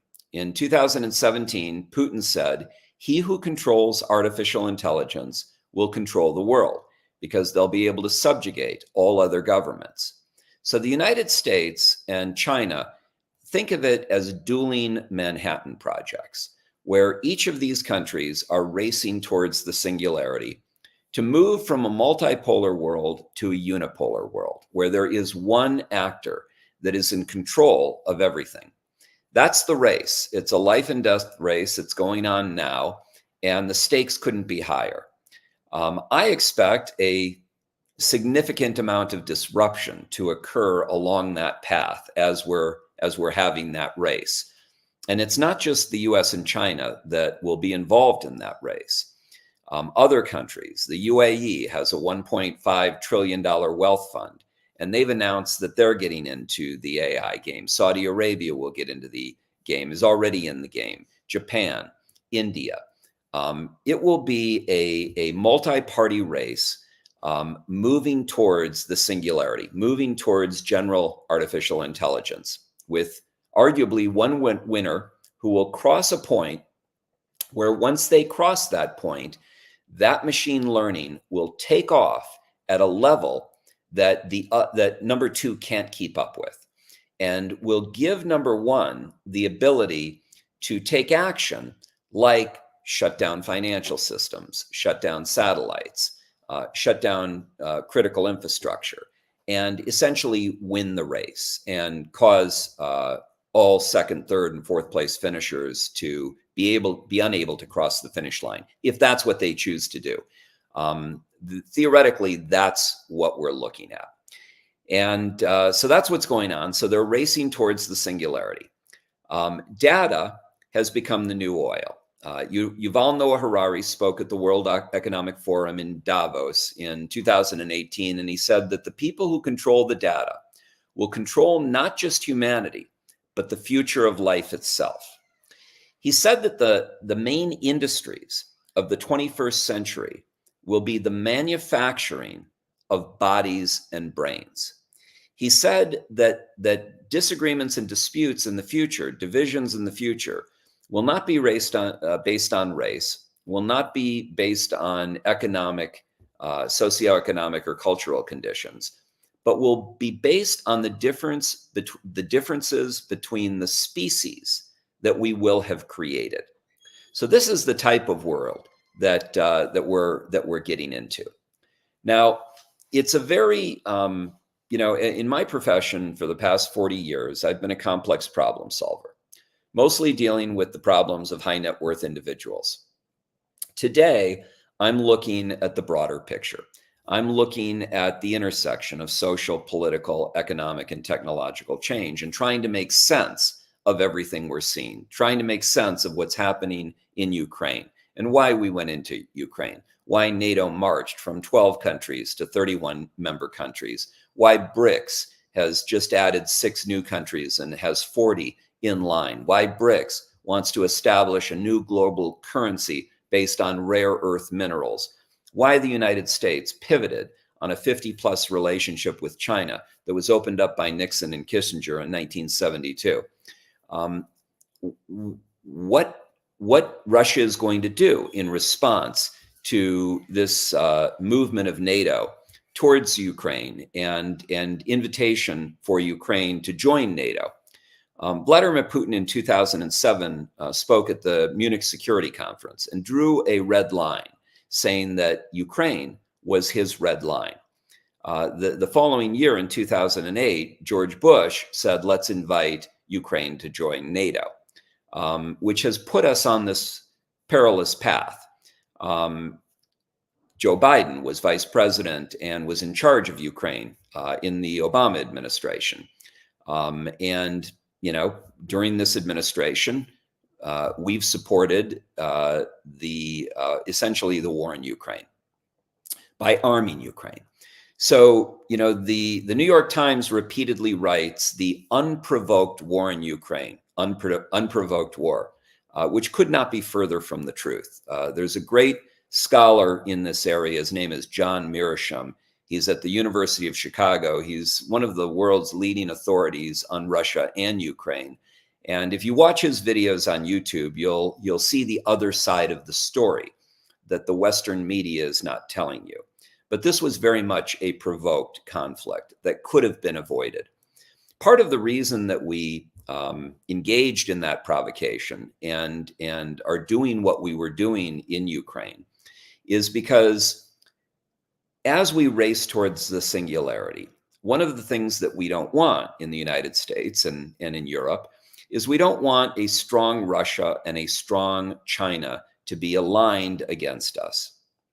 And so this was an effort, supposedly a low-cost effort or a high ROI engagement where it wouldn't be U.S. troops that were fighting. It wouldn't be U.S. young men that were dying.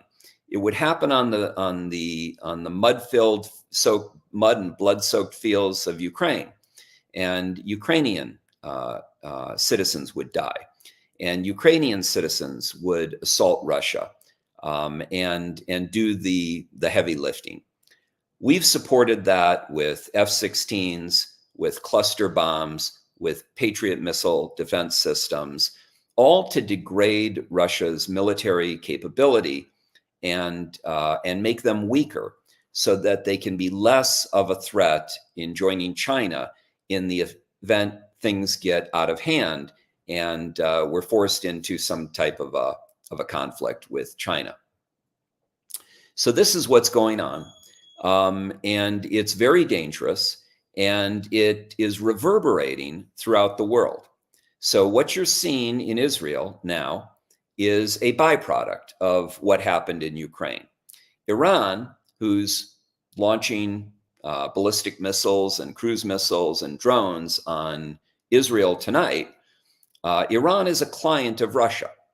And so, what better way for Russia and China to move the fight away from Russia and Ukraine to a different part of the world than for Russia to reach out to Iran and for China to reach out to Iran and to tell them if their clients, Hamas and Hezbollah and the Houthi rebels, want to attack Ukraine, want to attack Israel, that they will be supportive of it, that they will have their backs.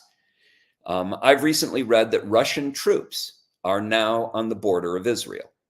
So this escalation began actually back in 2007 and has been moving forward since, relentlessly since, with the growth of NATO and the expansion east. In the past, the centers of power in Europe were Britain, France, and Germany.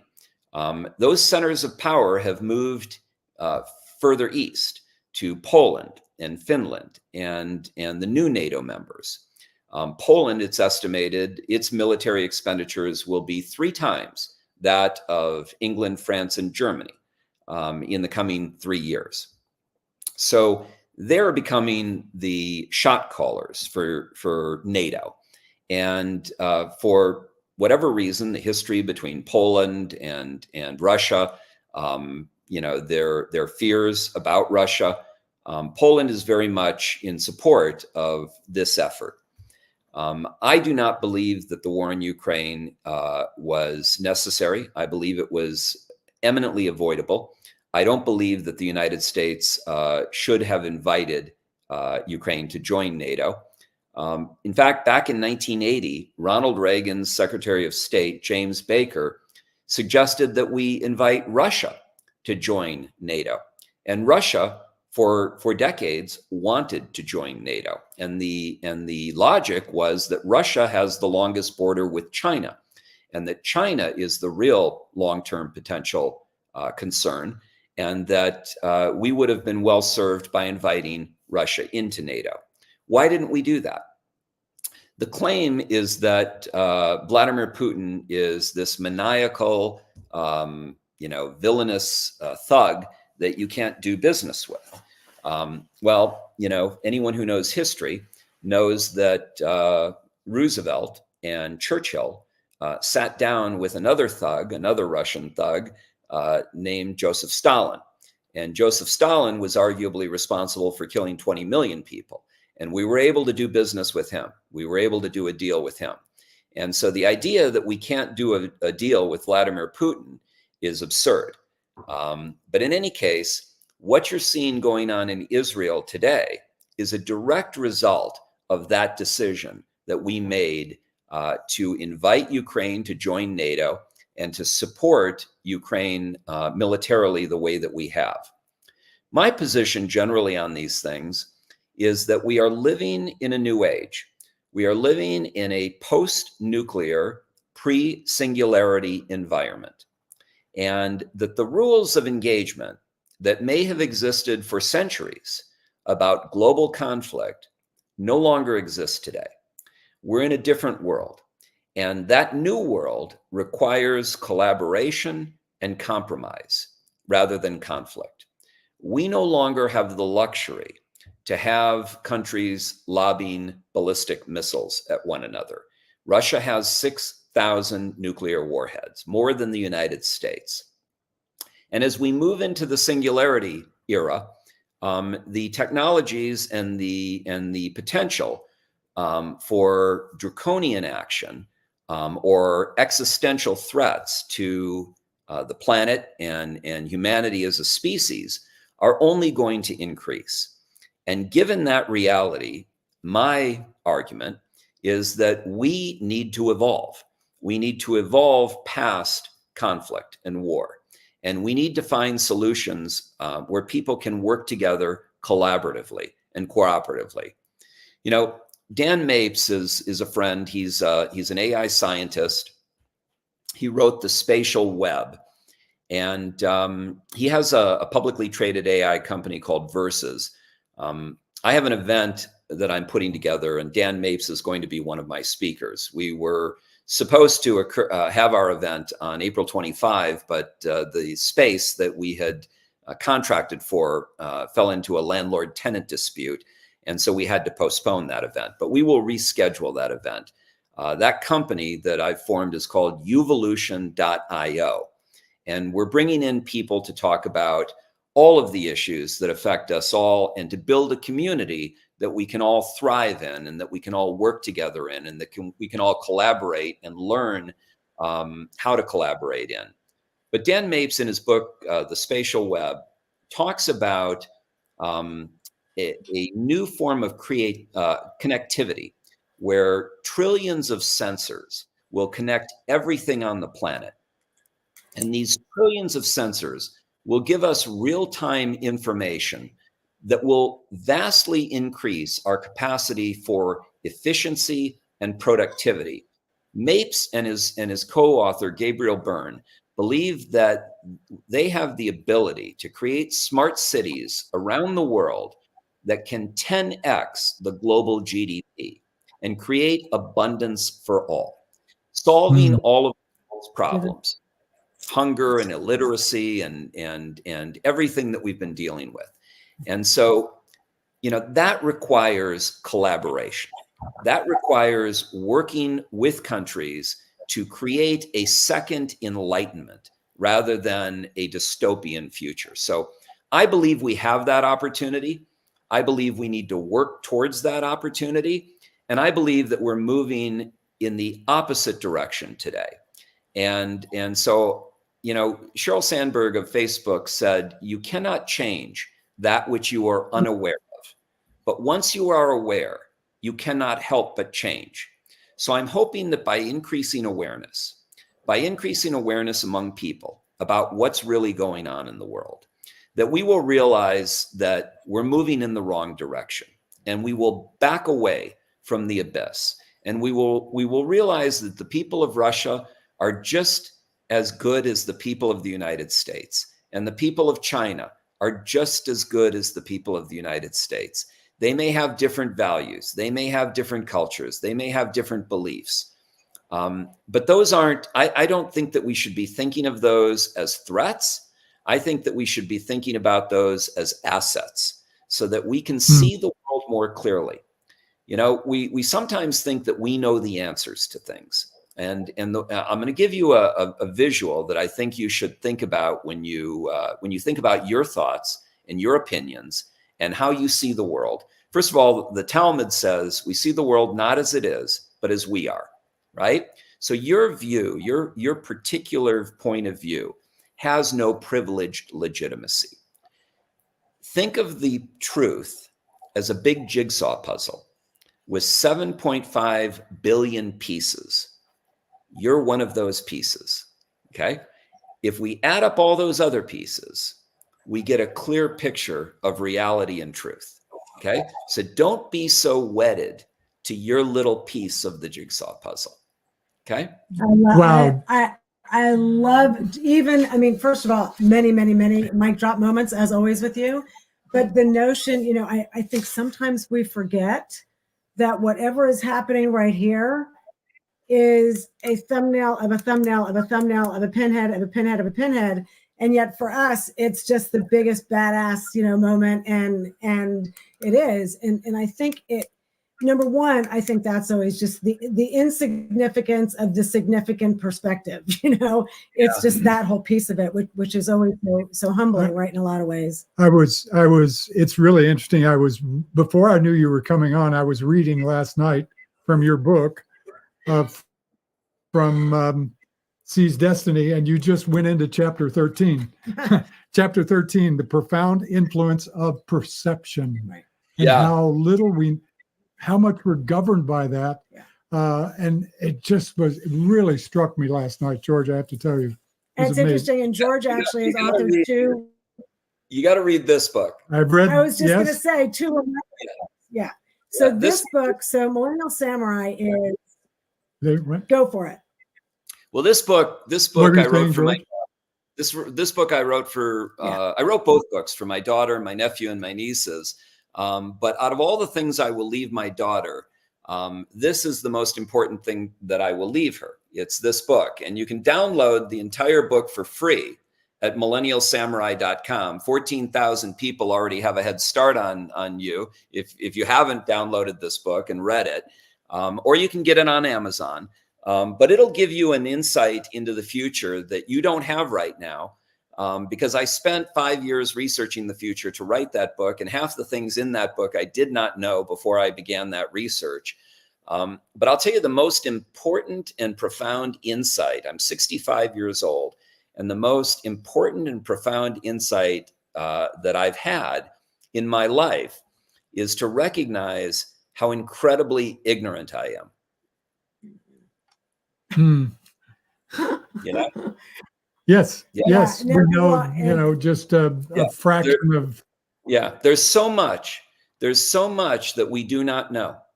You know, Right. we're like little grains of sand or little stardust speckles. There's so much that we don't know. And so when we get all full of ourselves and think that we know, you know, the man, Aristotle said, the man who thinks he knows everything knows nothing at all.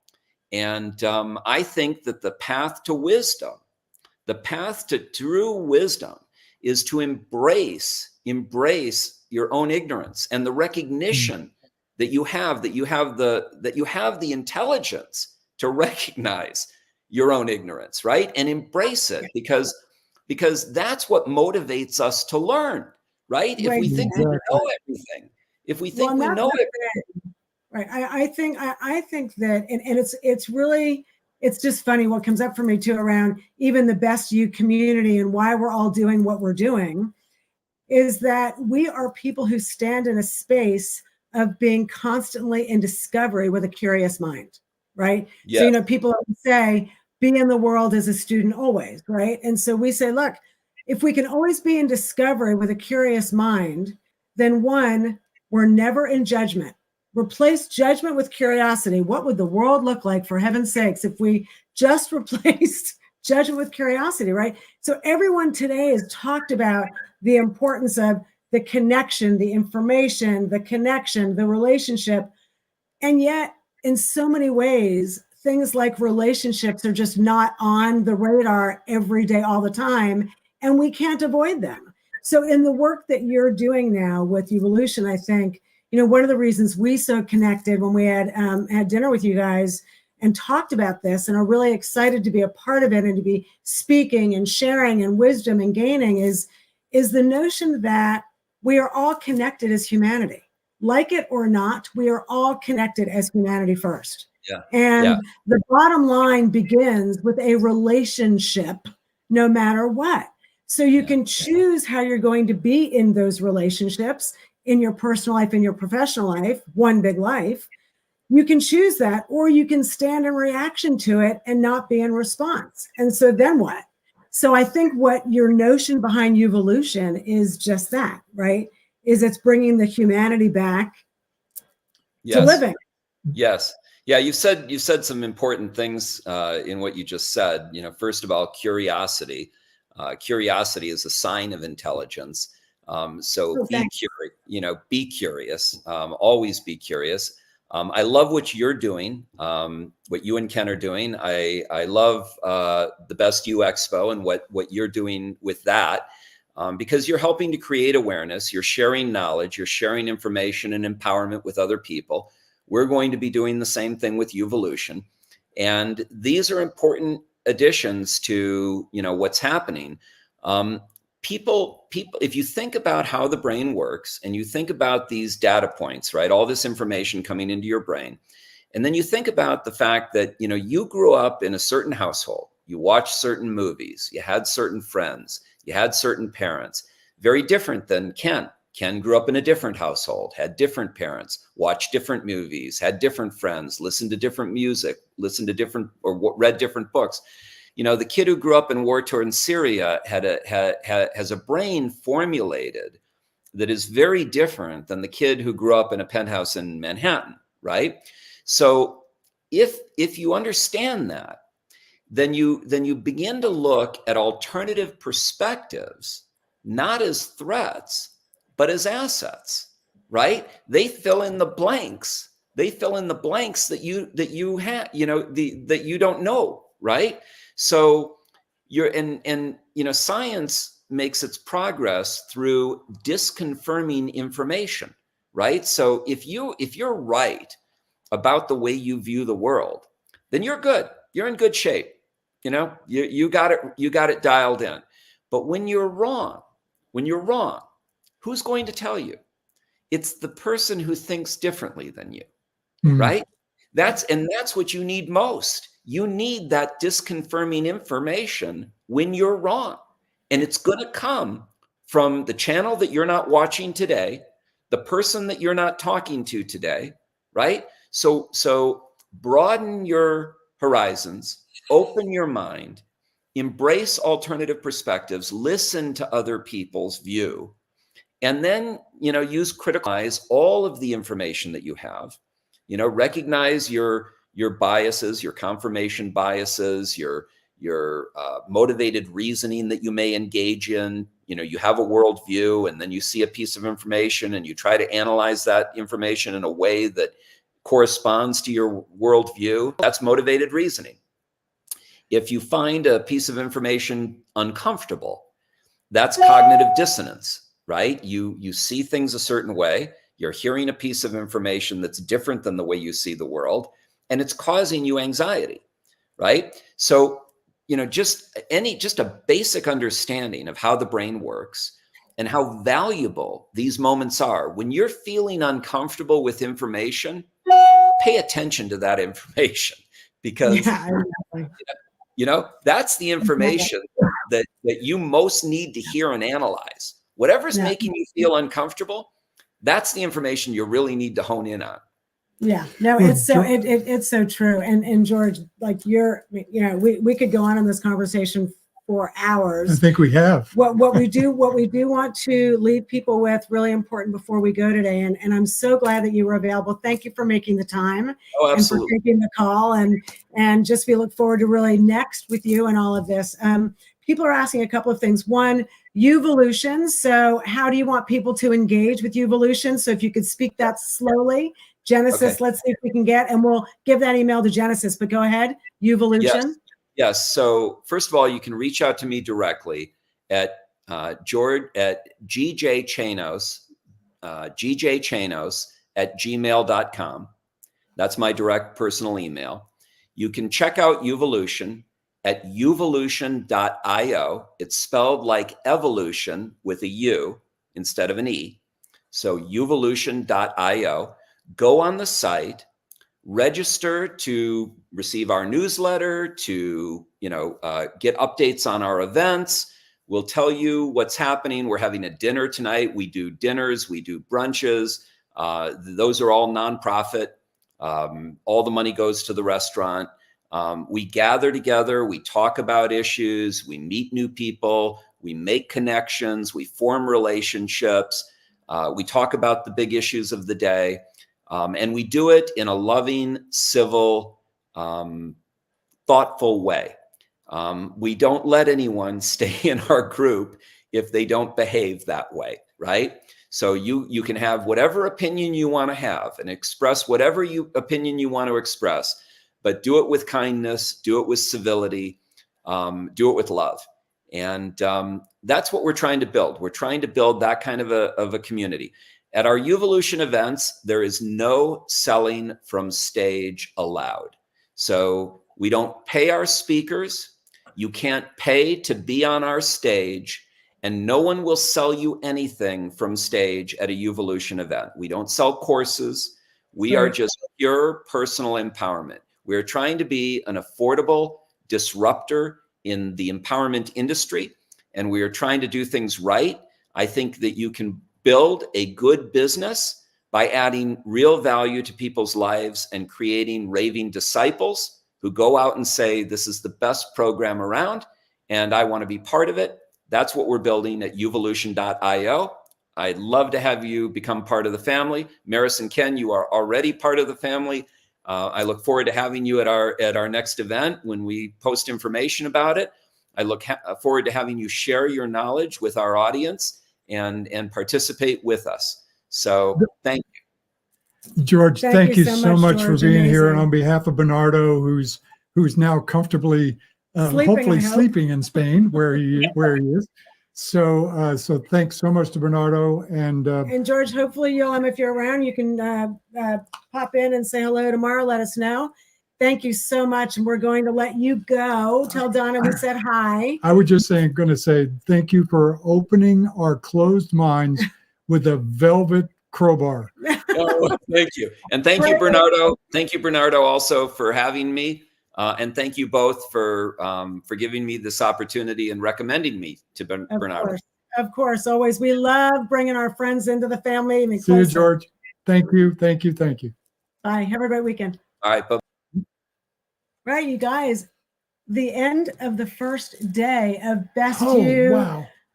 Las Vegas. So you guys, thank you so much for being here. Just in these last kind of 8 minutes, let's just do a very quick round robin, because we also want to, one, thank our speakers, and two, we definitely want to give people a little perspective on tomorrow. But let's just do flash round. A couple things, flash round. Well, from today. I mean, coming back from George, just finishing this up, just really expanding our minds and just making us look at things from a different perspective. I love that. Yeah. And of course, the AI that Andy brought to us earlier on, and earlier on this morning in the panel discussion as well. Yeah, was just such a great way to start. I think the big takeaway from AI today is embrace it and don't be a resistor.